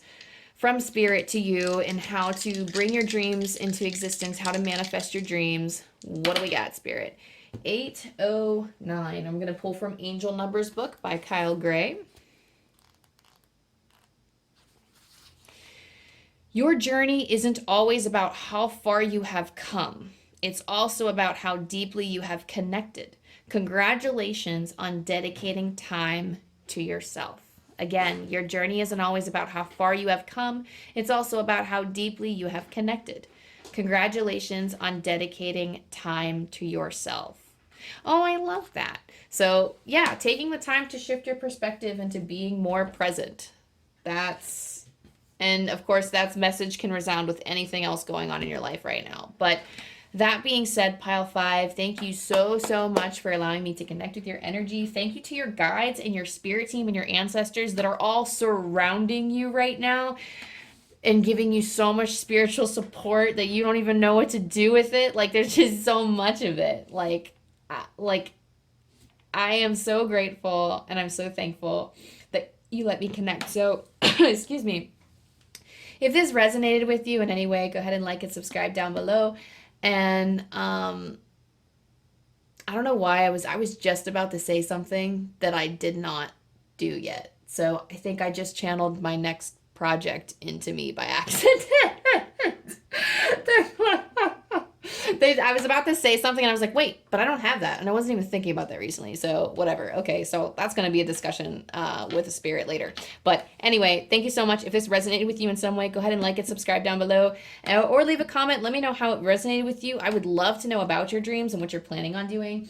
And that's all I have for you. I love you, Pal 5. Thank you so much. And I'll see you next time. Bye.